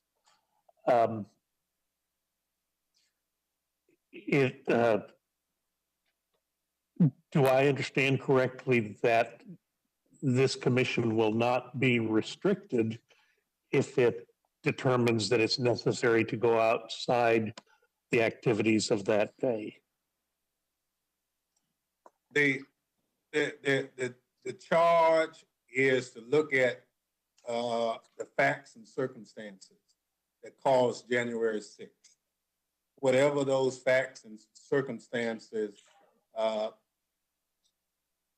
get identified by this commission, it's within their purview to look at it. Chairman Thompson, just my concern here is the language as written in the bill in front of us today. It says to build upon the investigation of other entities and to avoid unnecessary duplication by reviewing the findings, conclusions, recommendations of other executive branch, congressional, or independent, bipartisan, nonpartisan commissions. So with that as the context, with that as the backdrop, we found out a month ago, and it wasn't generally information that wasn't generally made available. It was made available to members of the Intelligence Committee, and Dr. Wenstrup asked the director of the FBI about the FBI's conclusion, that the shooting of the baseball practice that so severely injured our minority whip, that was a result of suicide by cop. And that was the official position until Dr. Wenstrup challenged the FBI director on that finding. And at this point, I think it was left with, well, I'll look into it. I don't know if we have to follow up on that. But the problem that I have is we're going to build upon the investigation of other entities and avoid unnecessary duplication. Well, if we're only building upon that FBI report, then we're building upon a false premise. Would I be wrong in making that assumption? Well, the only thing I can say is whatever the evidence presents itself at the time you look at it is the only thing you can go with. Now, facts and circumstances change all the time. Yeah, precisely. Precisely. And that's my point. Well, no, but my point is there's no finite entity that you would have to say this is all the information. So I trust the good people who make up this commission. I trust the staffing of the commission to do what's in the best interest of determining the facts and circumstances around January 6th. And the one thing I would add in addition to that, I do need to point out, Mr. Katko, that it was President Reagan who said trust but verify. So it's the verification part of that where I'm having a problem. yeah, I mean, listen, I understand. The bottom line is the commission will have a significant amount of flexibility, and they will be able to make those determinations. And I trust we populate the commission with the right type of people. They'll make the right determinations. They may see that is relevant somehow. They may not. They're gonna have the flexibility to have that option. But here's the problem. Even as a member of Congress, I didn't have access to that FBI report that was seen in the Intelligence Committee that day. So if it wasn't for the vigilance of Dr. Wenstrup, who had a problem with the way that report was worded, you'd have never known that it was suicide by cop and then ultimately changed to domestic terrorism. But that knowledge wouldn't be out there in sort of the general environment of knowledge that we have to make these decisions. This commission is not going to be limited by preordained findings, period. They're going to have the ability to make additional inquiries. That's the frustration I have. We were all restricted by preordained findings until someone dug it up and said, this is a problem, how you phrase this. I don't know that we had access to that FBI report. I don't know if it was public knowledge. I don't know if it was in the public domain. Since this was heard in the Intelligence Committee, perhaps it wasn't. But nevertheless, the point remains that there was a significant change in the reporting language, and it's only because a member of Congress brought it to the attention of the FBI director. So let me ask you this, because it is relevant in the language that was the 9/11 Commission language.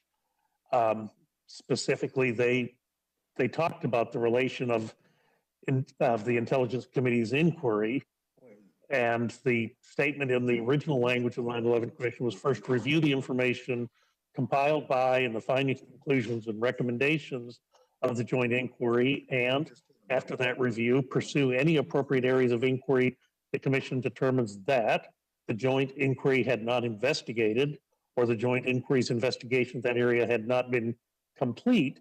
So I don't find that same type of language in the bill that we have under consideration today. And that's, again, I'm using the baseball shooting as just as an example, but I don't know what the disposition of the unexploded IEDs that were found in various locations around the capital city that day.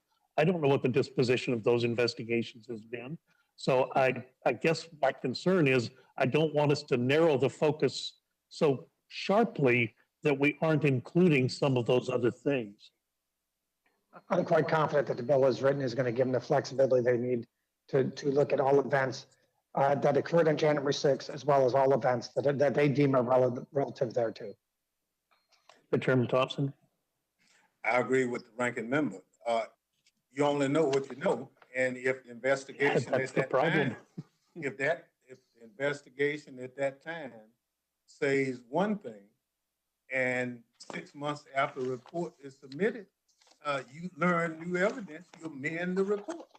But I just trust the staff, I trust the members who make up this commission to look at the facts and circumstances around January 6th and come back with a quality product.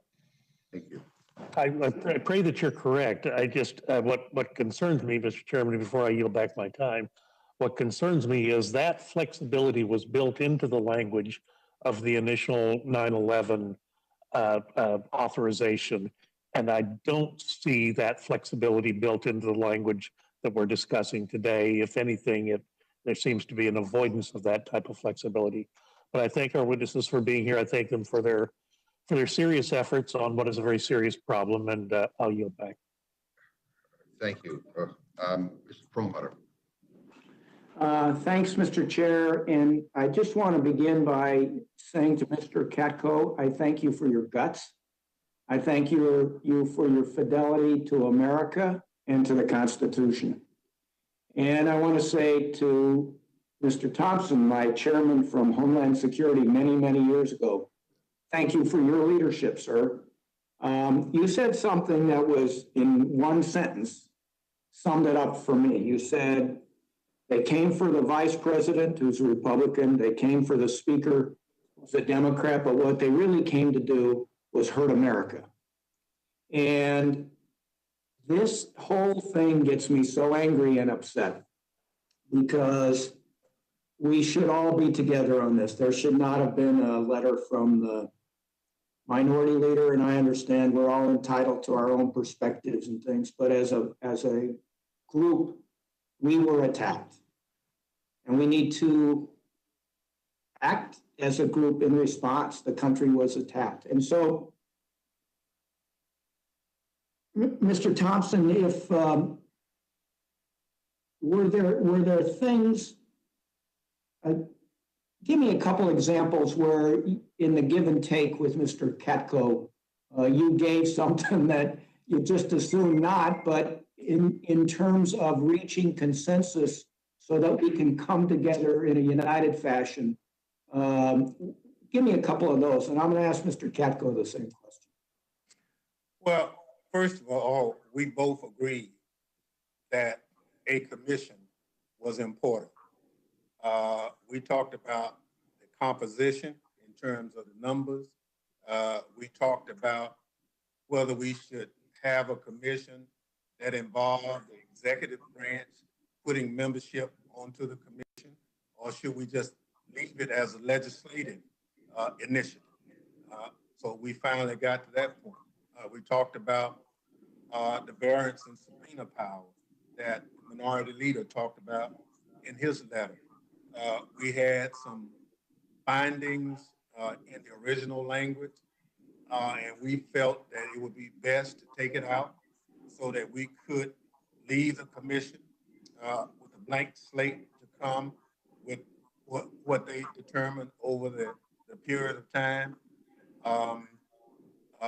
We both agreed to try, to the extent practicable, not to make this an election issue for next year.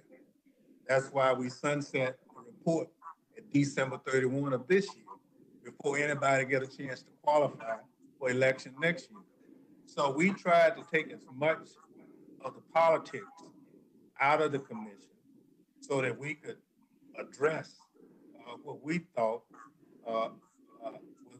the scope and circumstances behind January 6th. So back and forth, as you know, when staff gets to tweaking language, it can get kind of crazy.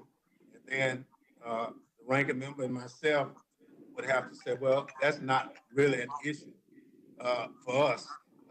We'll just take it like this, and staff kind of walk off upset. But you know, that's kind of the way it works. Okay, Mr. Katko, what?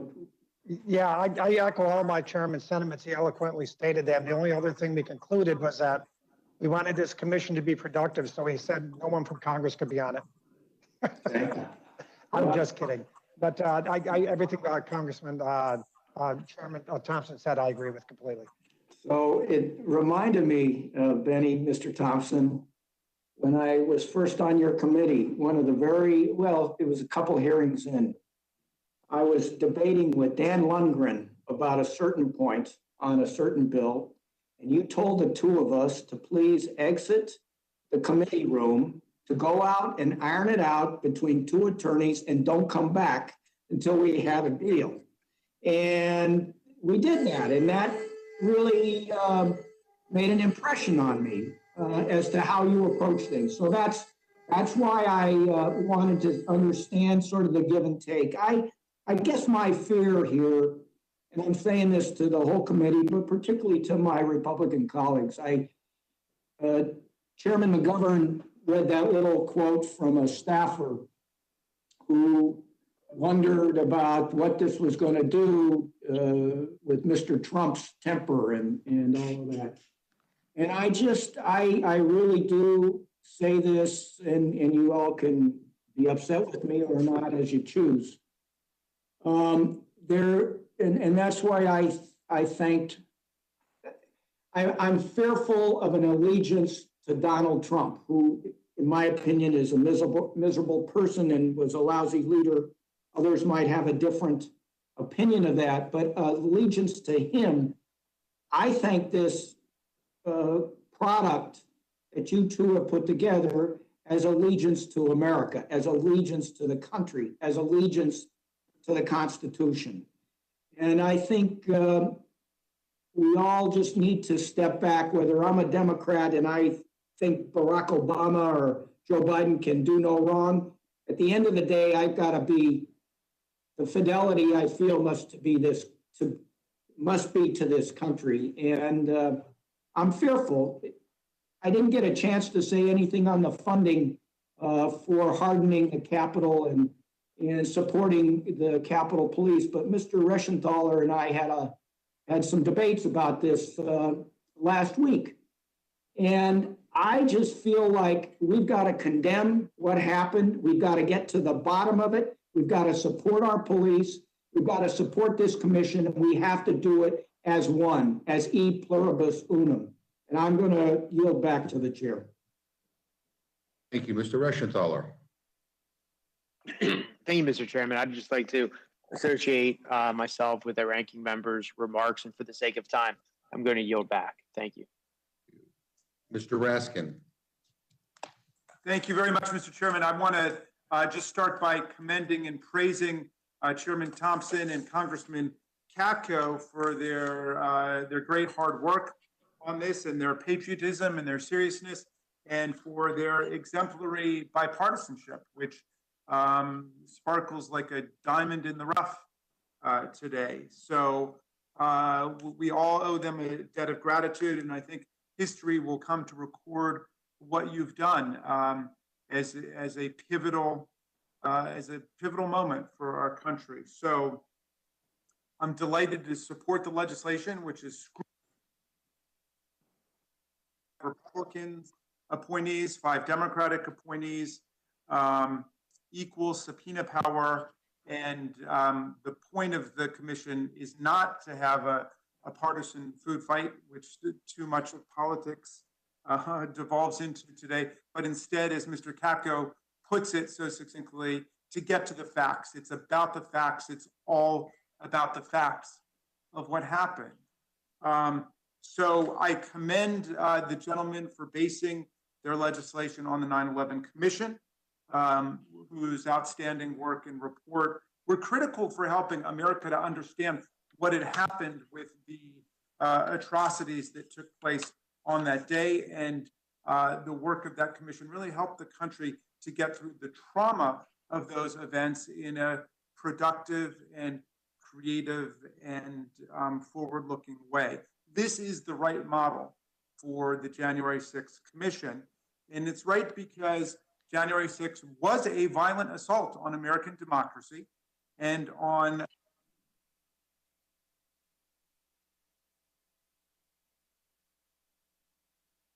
I think, Jamie, you have to unmute.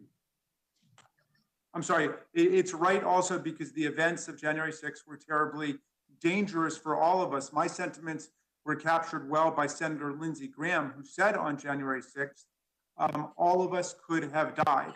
They could have had a bomb.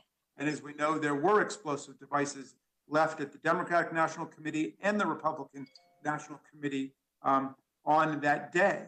There were more than 800 people, to my knowledge, who entered the building without going through metal detectors and with no security screening at all. And there were tons of weapons that were used on that day and that were found and confiscated on that day. And as everyone knows, there were several deaths that took place, and it's remarkable that more people didn't die. And that is a testament to the absolute heroism and courage of the Capitol Police officers and the Metropolitan Police Department and other police forces that came to our rescue. And I hope that their voice is going to be heard in a thorough and comprehensive process. It should not just be the people at the top of the hierarchy who participate in the commission's work, but as well the people who were on the front lines and who participated in what was described to us at the Senate trial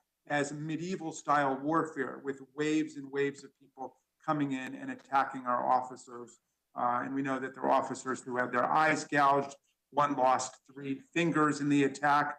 There were brain injuries, traumatic head injuries. There was at least one officer who had a heart attack. Many of them suffered other kinds of wounds and injuries in the process. More than 140 of them wounded and or hospitalized because of what took place. Okay, so I think that the commission is befitting the gravity of these events. President Lincoln would have known exactly how serious this was. If you go back and look at President Lincoln's Lyceum address, which I would urge every member of Congress to do before voting on this commission, Lincoln said something really interesting. He said, all of the armies of Europe, all of the armies of Africa and Asia could not conquer America, but we could be destroyed from within, by the dissension from within. It cannot come from abroad, he said, but it could spring up from the inside. And we've got to keep that very much in mind. So if it is serious enough to have a 9/11 commission to deal with a devastating attack on the country from outside, certainly it warrants having a January 6th commission to deal with a devastating attack that came from within. And I want to, again, I don't mean to lionize these gentlemen just for doing their jobs, but in this environment in Washington where everything is partisan, I want to say a word about partisanship and bipartisanship and nonpartisanship, and then invite each of them to say something about it. Look, we shouldn't play make-believe and we shouldn't pretend to be naive. We know that a lot of what goes on in politics deals with partisanship. When we run for office in America, we run as part of political parties. That's part of our system under the First Amendment. Partisanship, in that sense, political parties is a sign of health of the country. One way you get rid of partisanship is you just get rid of political parties. You move to a one-party state, one dictator who controls everything. Well, we don't do that in America. We allow people to run in different parties, and those parties articulate public agendas. They help to mobilize voters.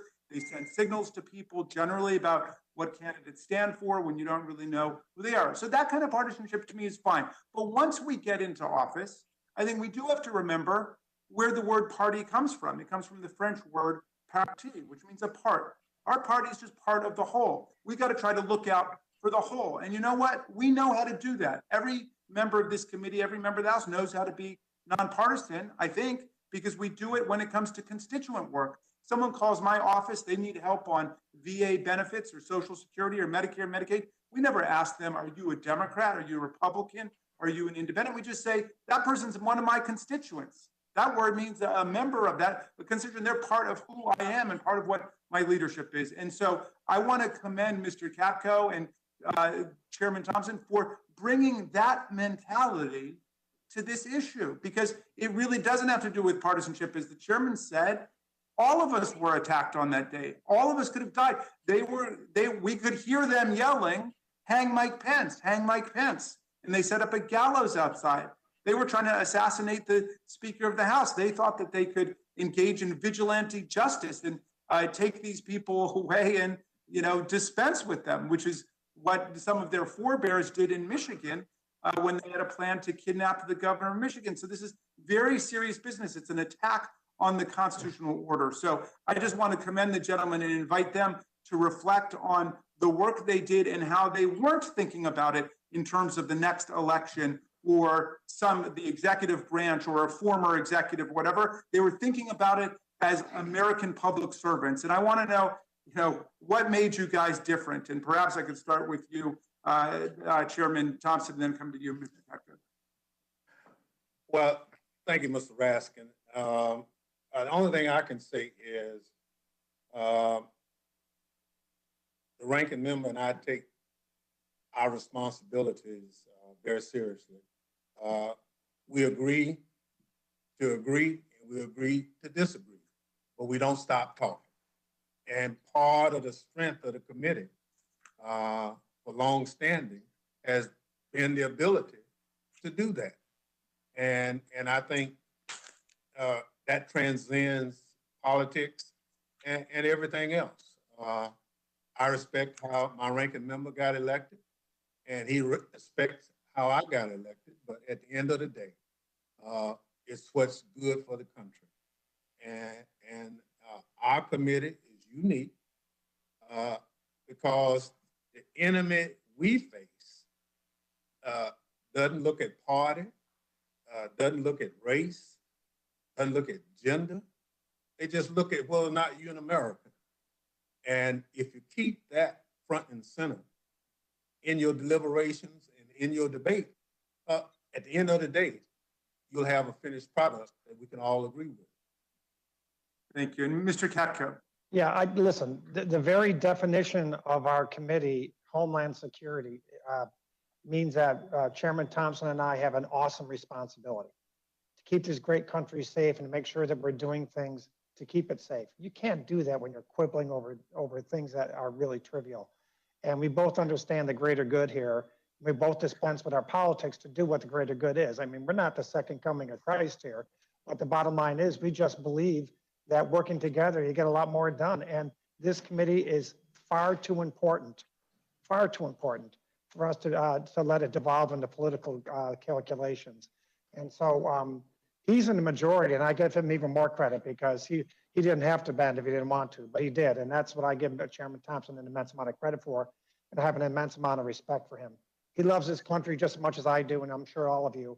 But sometimes people talk about bipartisanship, but they don't walk the walk. And Chairman Thompson walks the walk, and I'm glad to walk with him on this and other things. It's for the good of our country, not the good of us. That's important. Well, thank you, Mr. Katko. And I would just say to close out this interesting discussion that both of you have exemplified what a lot of us talk about. And I want to thank you for doing that. And by the way, we really should talk about nonpartisanship, Mr. Chairman, because there are millions and millions of Americans who are not in either of our parties, and belong to other parties or they're independents, and they need to be represented and reflected in our work too, and in the work of this commission, which ultimately is not about getting anybody elected or diselected or anything. It's about getting at the truth, as Mr. Katko put it, getting at the facts of what happened, and then making sure it never happens again, because we have a serious security threat in the country. We need to fortify ourselves against it, and we got to make sure this never happens to us again. I yield back to you, Mr. McGovern. Thank you very much. I've just been informed by staff that I think some of our witnesses may be under a little bit of a time crunch, so we could just kind of keep it to the point, and we get everybody through here. That'd be great. Ms. Fishbach. Thank you, Mr. Chair. First, I'd just like to associate myself with the remarks of Ranking Member Cole, but I do have one quick question for Ranking Member Katko. And Ranking Member, I appreciate all of your work on this, and I'm pleased that you were successful on some of those points that you mentioned in your opening statement. But I'm also wondering if you think there are any additional areas where improvements could be made and we could find even stronger bipartisan balance in this bill. Well, there's always improvements that can be made, but I really do think we struck a very good chord here. I mean, the bill, yeah, we have an equal number on each side. No one can have undue influence on the other. They have their marching orders, they have their background, and we have standards which each person on the committee must meet before they can even be considered to be on the committee. To me, I'm very pleased with how it came out, and I'm sure there's could be tweaks here and there, but overall, I'm quite happy with the end product here. Just one more real quick, and either the chairman or ranking member could answer. Is there an opportunity when the report comes out or during, to provide a disagreeing or a dissenting view in the final report?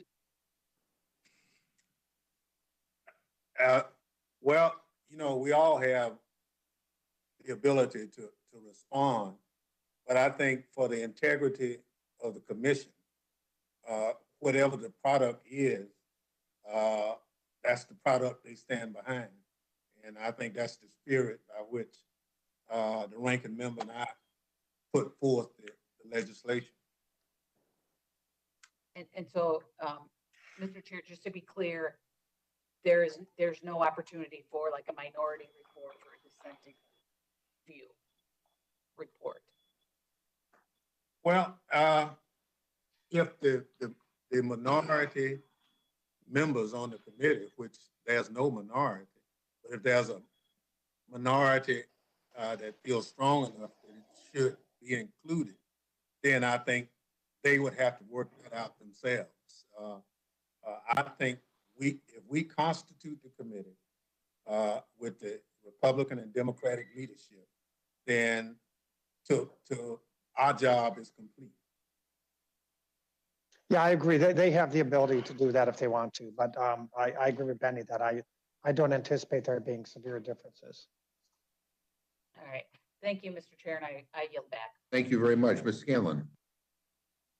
Thank you, Mr. Chairman, and thank you so much to the chair and ranking member from Homeland Security for recognizing the importance to the country, to our constituents, to having a shared truth and a shared understanding of what happened on January 6th. Just 2 quick points. We've had a lot of hearings already about what happened on January 6th, but they've been siloed.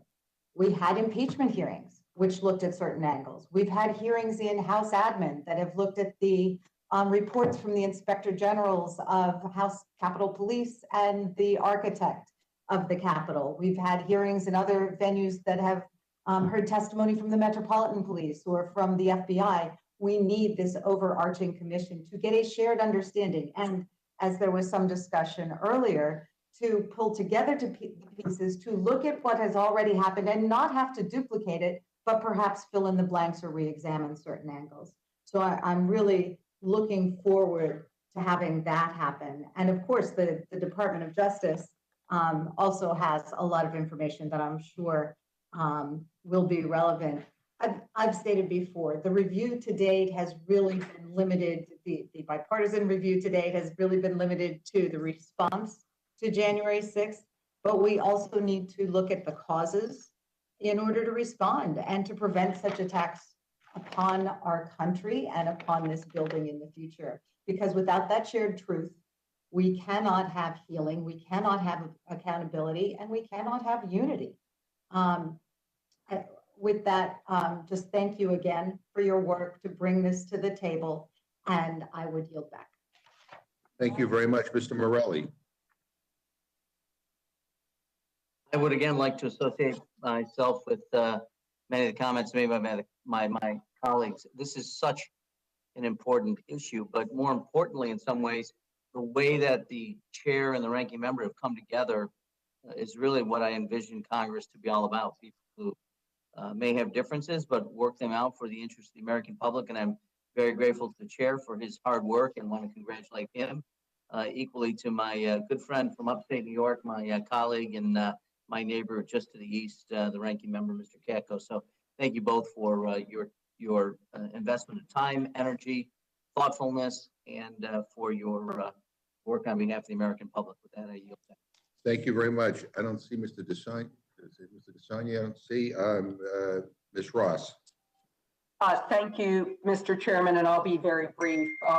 As President John F. Kennedy wrote, leadership and learning are indispensable to one another, and we have a responsibility as public servants and leaders to seek greater understanding and encourage accountability. And doing that in a bipartisan way is absolutely the best way to do it. All members, regardless of their party, take the same oath to defend the Constitution against all enemies, foreign and domestic. And I want to applaud Representatives Thompson and Katko for introducing this important bipartisan bill. And with that, I yield back. Thank you very much. Last but not least, Mr. Neguse. Thank you, Mr. Chairman. I just want to echo your comments at the outset of today's hearing, and I want to say thank you to Chairman Thompson and to Representative Katko for their incredible leadership and their moral courage in terms of working together on a bipartisan basis to come up with a package, in my view, that is eminently reasonable and a commission structure that I think will enable this commission to ultimately do its important work. Very supportive, and again, just really appreciative of their leadership. With that, I would yield back. Thank you very much. Are there any other member that wish to ask a question of Chairman Thompson or Ranking Member Katko? Seeing none, let me thank you both for being here. We all appreciate your work. I think you did the right thing, and let's hope we have a good vote on the House floor when it comes up. But with that, you are dismissed. Now I want to welcome our next panel to testify on their amendments to H.R. 3233 and H.R. 3237. Representative Wenstrup of Ohio and Representative Crenshaw of Texas. And we'll begin with Mr. Wenstrup.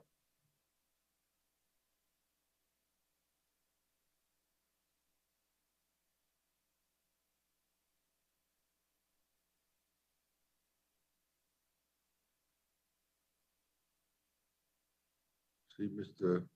Wenstrup is, if we don't see Mr. Wenstrup, maybe we'll go to Mr. Crenshaw first. We'll wait for Mr. Wenstrup to appear. So Mr. Crenshaw, the floor is yours.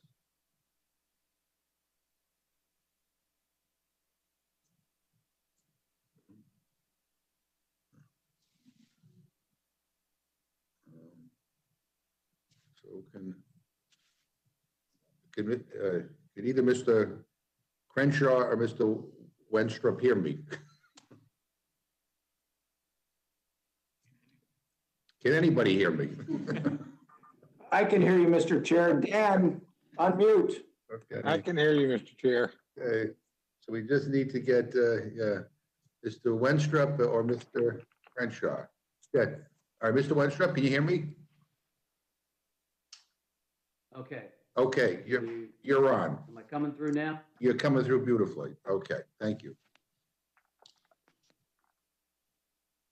I'm sorry. Now I can hear you, I believe. Yeah, we good? The floor is yours. Okay, I appreciate that. You know, as you know, offered an amendment to this bill, and I thank everyone for all the hard work that has gone into it. But this amendment would simply add the events of June 14, 2017 baseball field shooting targeting dozens of members of Congress to the scope of the commission's work and report on domestic terrorism directed at Congress. It adds at the end of section 3, paragraph 1, the following: and to investigate and report upon the facts and causes related to the June 14, 2017 domestic terrorist attack on members of Congress. Now, as I look at the committee there today, to no one's fault, I recognize that no one, I believe, on this committee were present that day at the baseball field. And, you know, I hold the events of January 6th as highly as I do the events of June 14, 2017, as well as what occurred on Good Friday. But a little background, on June 14, 2017, a gunman opened fire on members of Congress at a congressional baseball practice in Alexandria, Virginia, after staking out the locations for months. Members only survived due to the presence of Republican Whip Steve Scalise, who had a Capitol Police detail with him. Now, there is universal and undisputed recognition that Officers Crystal Griner and David Bailey acted admirably, and Congress can study the event to better inform Capitol Police's identification, preparedness, and response to future threats. These two officers, they were outgunned. He had a rifle and a handgun. They had two handguns, and for a while, they only had one handgun, and both Capitol Police were wounded, and there were 5 people wounded. There was 136 rounds fired. Again, both Capitol Police were actually injured, fortunately not killed. And the event was only finalized when Alexandria police showed up. So the FBI belatedly labeled the baseball shooting event an incident of domestic terrorism under the umbrella of domestic violent extremism, similar terminology as this bill uses for the event of January 6th. And on that day, the balance of power of our democracy may well have been changed because if not for Capitol Police, 20 to 30 members of Congress may have been killed. So including this attack in the commission's scope would help identify broader key understandings, including how well officers are equipped to respond in real time and the Capitol Police's capacity to immediately launch a response to such acts. The lifeblood of democracy isn't always in the building. Protecting the building and all those in it, all those that work in it, is important. So by the commission including this attack in its report and possibly Good Friday attack, which, you know, for all we know, this guy may have loaded up a car full of explosives and performed a vehicle-borne IED type of event. But Congress can better be informed how to identify the threats and prevent targeted domestic terrorism against members both on and off the Capitol Hill complex. We need to explore the vulnerabilities, the weaknesses, as well as the strengths. Capitol Police will appreciate it, and especially considering the danger that they are in, that their lives are in. We should be looking at all of these things. Paul Ryan, after the attack in June of 17, came on the floor of the House and said, an attack on one of us is an attack on all of us. This event needs to be considered as well. We need to look at our security vulnerabilities on and off campus. And I strongly encourage you to accept this amendment in fairness to all members and staff and all of those that participate in this democracy. And I think that it's very important that we address all these issues, and I would appreciate your support for this amendment. Thank you very much. Mr. Crenshaw. Thank you, Mr. Chairman and Ranking Member, for considering my amendments to HR 3237. I think this is a pretty common sense amendment. let me lay out the framework for everybody. I'm not sure the amendment would make sense if you just read it briefly. So Capitol Police have a special unit within them. It's called CERT, C-E-R-T, which stands for Containment and Emergency Response Team. Think of it like a SWAT team. And the problem with this SWAT team is that it can't actually respond to emergencies in a timely manner. And I speak to this from a tactical perspective.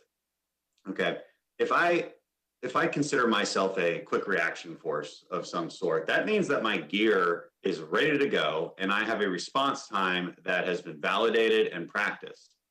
They have no such thing. The reason they have no such thing is because they need to be recalled. They need to be recalled. They need to be able to check. They need to check out their weapons from the armory inside the Capitol. They need to check out special equipment. There's a couple people who have keys to those armories. They have to track them down, get them, then suit up, and then respond to whatever emergency is taking place. Now, these are our most highly trained tacticians, but they have no equipment with them. And so my bill looks to fix that. And I learned about all this after conversations with Capitol Police post January 6th. On January 6th in particular, when they responded to the recall, they had trouble getting into the Capitol. You can imagine why. Cities locked down, navigate traffic congestions. They're working their way through checkpoints. Once there, to assemble the specialized equipment, they ran into problems of access. Different items were stored in different locations. Some locations were locked. He was not accessible. Somebody who was on the front lines with the crowd in January on that day had the key, couldn't get in. So how do they fix this? If they had take-home vehicles, so they don't actually have police vehicles. They have to take their personal vehicles to the Capitol when they're recalled.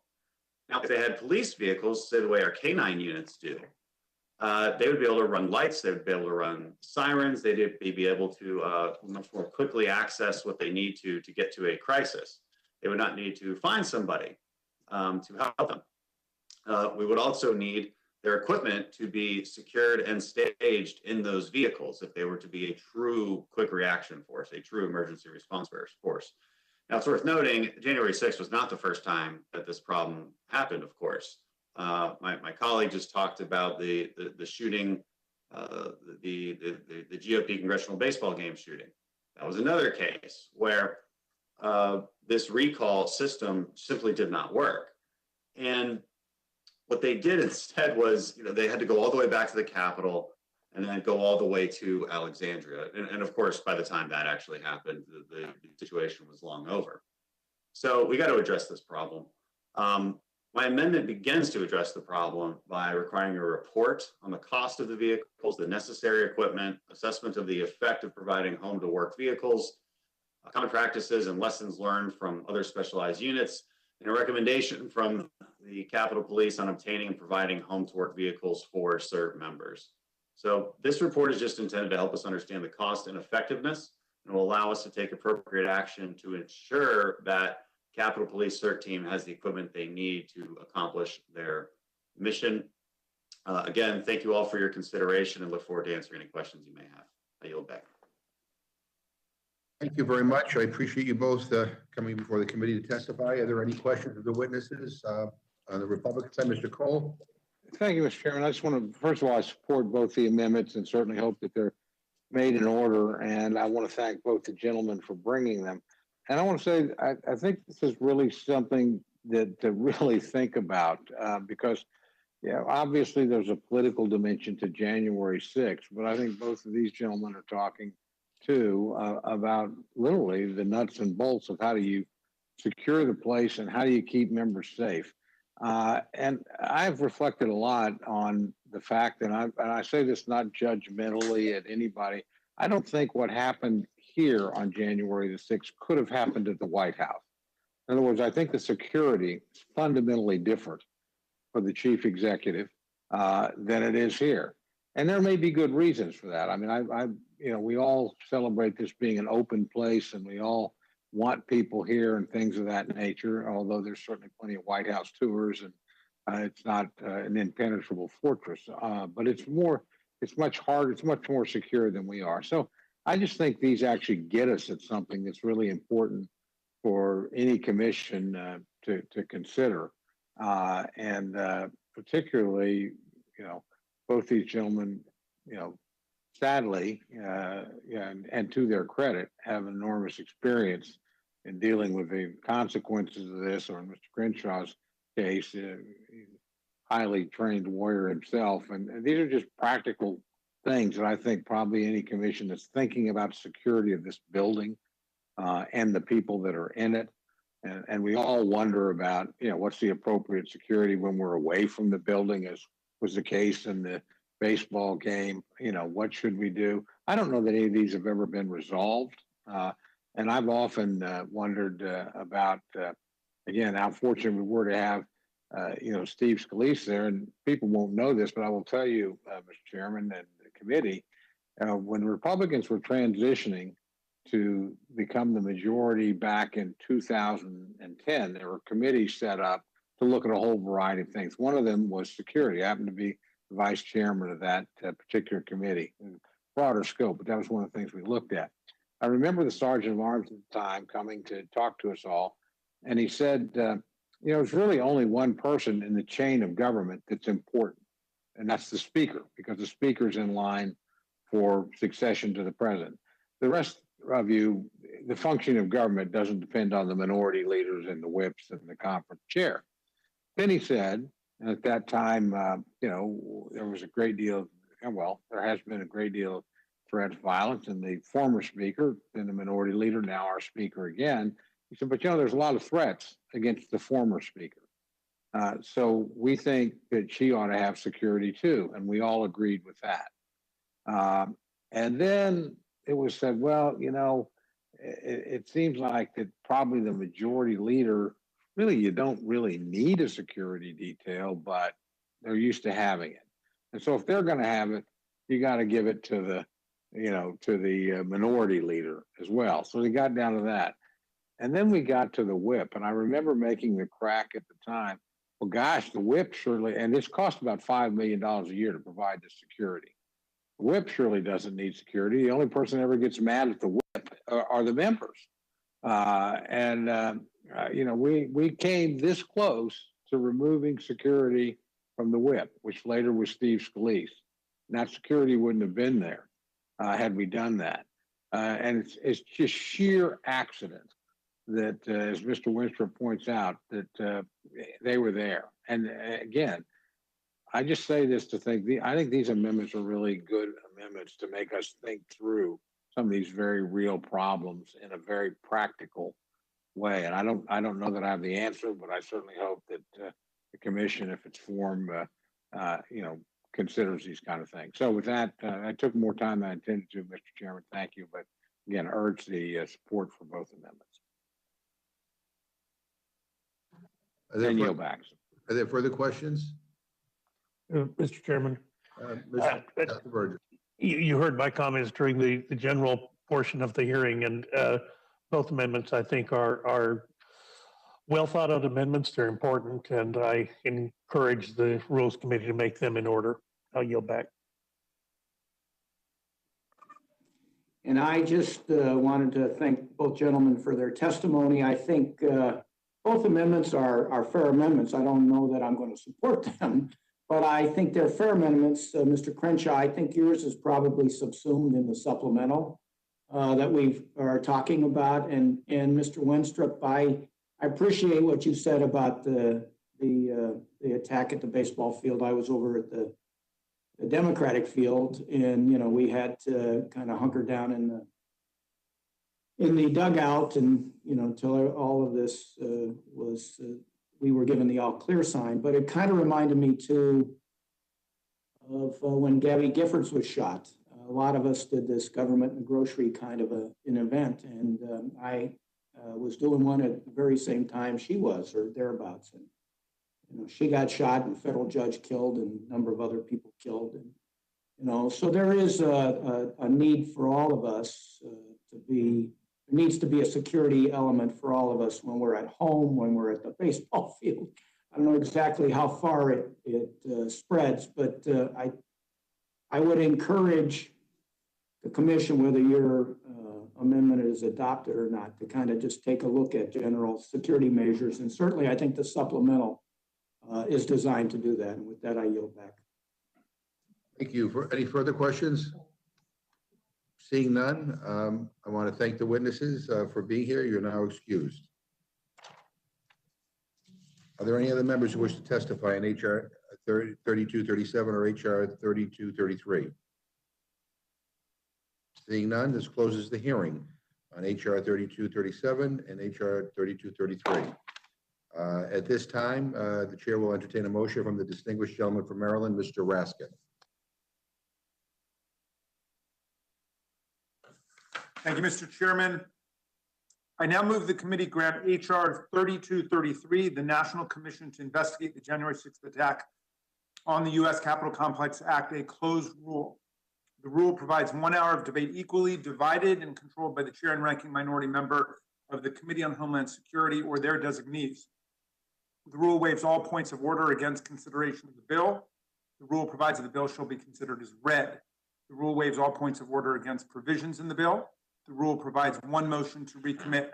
The rule further provides for consideration of HR 3237, the Emergency Security Supplemental to respond to January 6 Appropriations Act 2021 under a closed rule. The rule provides 1 hour of debate equally divided and controlled by the chair and ranking minority member of the Committee on Appropriations or their designees. The rule waives all points of order against consideration of the bill. The rule provides that the bill shall be considered as read. The rule waives all points of order against provisions in the bill. Finally, the rule provides one motion to recommit. You heard the motion of the gentleman from Maryland. Are there any amendments or discussion? Mr. Cole. Thank you very much, Mr. Chairman. I have an amendment to the rule to make an order amendment number 10 to HR 3233 offered by Mr. Rutherford of Florida. This amendment would ensure that law enforcement investigations can continue without interference. Mr. Chairman, we can all agree that what happened on January 6th is certainly unacceptable, and those responsible for the security breach need to be held accountable. I'm happy that process is underway. That being said, many of those involved are already under active investigation by law enforcement. This amendment would help ensure that the commission and its report in no way impede the law enforcement's ability to continue these investigations without interference. And together with help of law enforcement, we can work to prevent something like this from happening again in the future. So I think Mr. Rutherford is widely known on this committee, of course, has a law enforcement background, knows what he's talking about. This sharpens the language. I know we have some language that discourages any interference with law enforcement. This would make that a little bit tougher and clearer in my view. So with that, move the amendment. So you heard the gentleman's amendment. Any discussion? I think that the language in the bill currently, my personal feeling is sufficient, but we'll have a vote on the call amendment. All those in favor say aye. Aye. Opposed, no. No. Opinion of the chair, the noes have it. Chair, on that, I'd request a recorded vote. Recorded vote has been requested. Clerk will call the roll. Mrs. Torres? No. Mrs. Torres? No. Mr. Perlmutter? No. Mr. Perlmutter? No. Mr. Raskin? No. Mr. Raskin? No. Ms. Scanlon? No. Ms. Scanlon? No. Mr. Morelli? Morelli is no. Mr. Morelli? No. Mr. DeSaulnier? No. Mr. DeSaulnier? No. Ms. Ross? No. Ms. Ross? No. Mr. Neguse? No. Mr. Neguse? No. Mr. Cole? Aye. Aye. Mr. Cole? Aye. Mr. Burgess? Aye. Mr. Burgess? Aye. Mr. Reschenthaler? Aye. Mr. Reschenthaler? Aye. Mrs. Fishbach? Aye. Mrs. Fishbach? Aye. Mr. Chairman? Mr. Chairman? No. Mr. Chairman? No. Clerk report the total. 4 yeas, 9 nays. Amendment is not agreed to. Further amendments? Further amendments? Yes, Mr. Chairman. Dr. Burgess. I have an amendment to grant necessary waivers and make an order amendment number 9. This is the amendment offered by Dr. Winstrup of Ohio.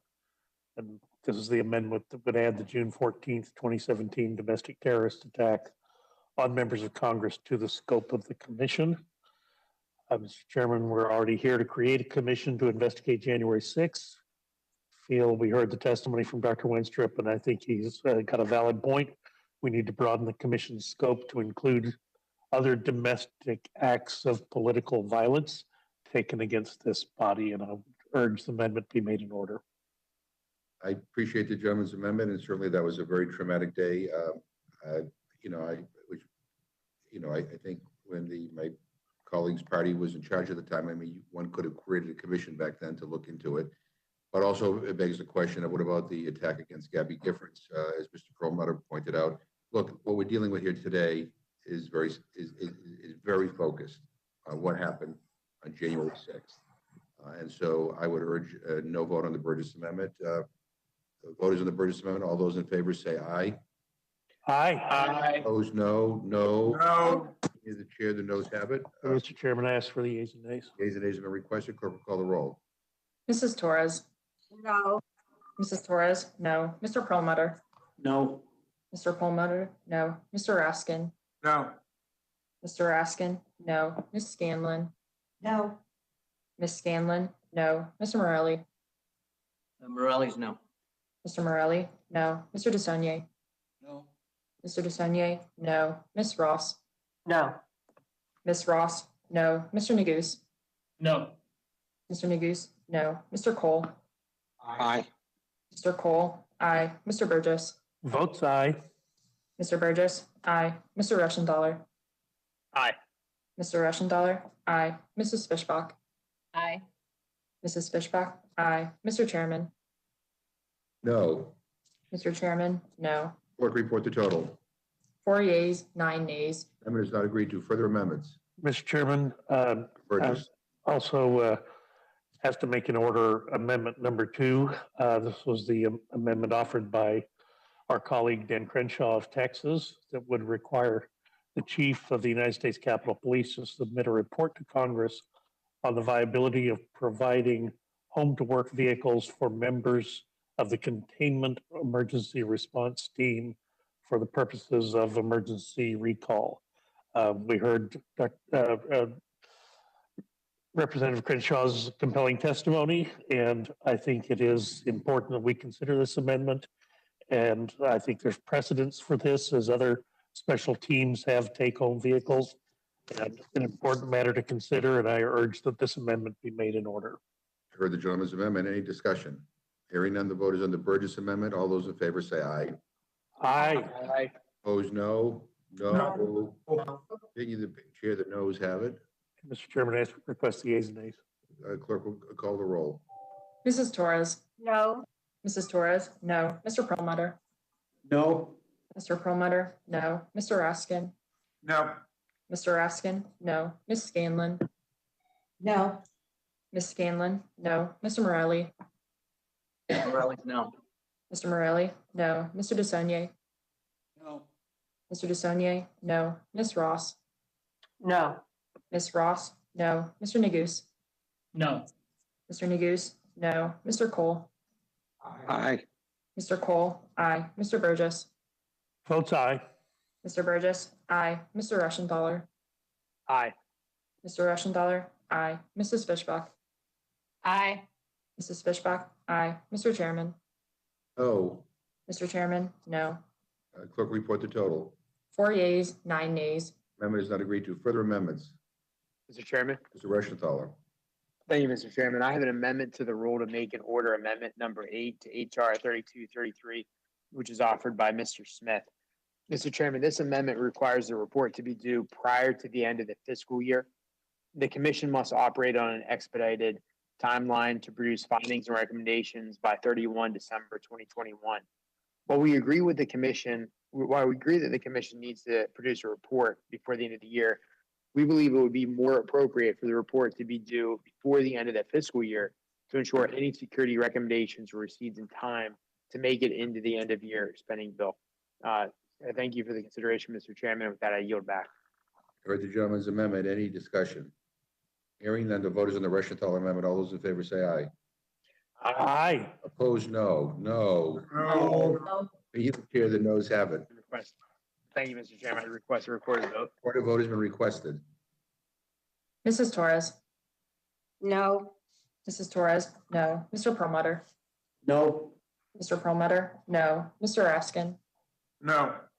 Mr. Raskin, no. Ms. Scanlon, No. Ms. Scanlon, no. Mr. Morelli, Morelli, no. Mr. Morelli, no. Mr. DeSaulnier, No. Mr. DeSaulnier, no. Ms. Ross, No.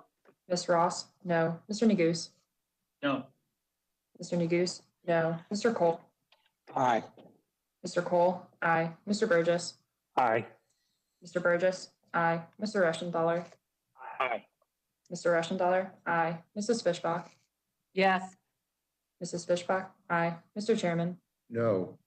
Mr. Chairman, no. Clerk report the total. 4 yeas, 9 nays.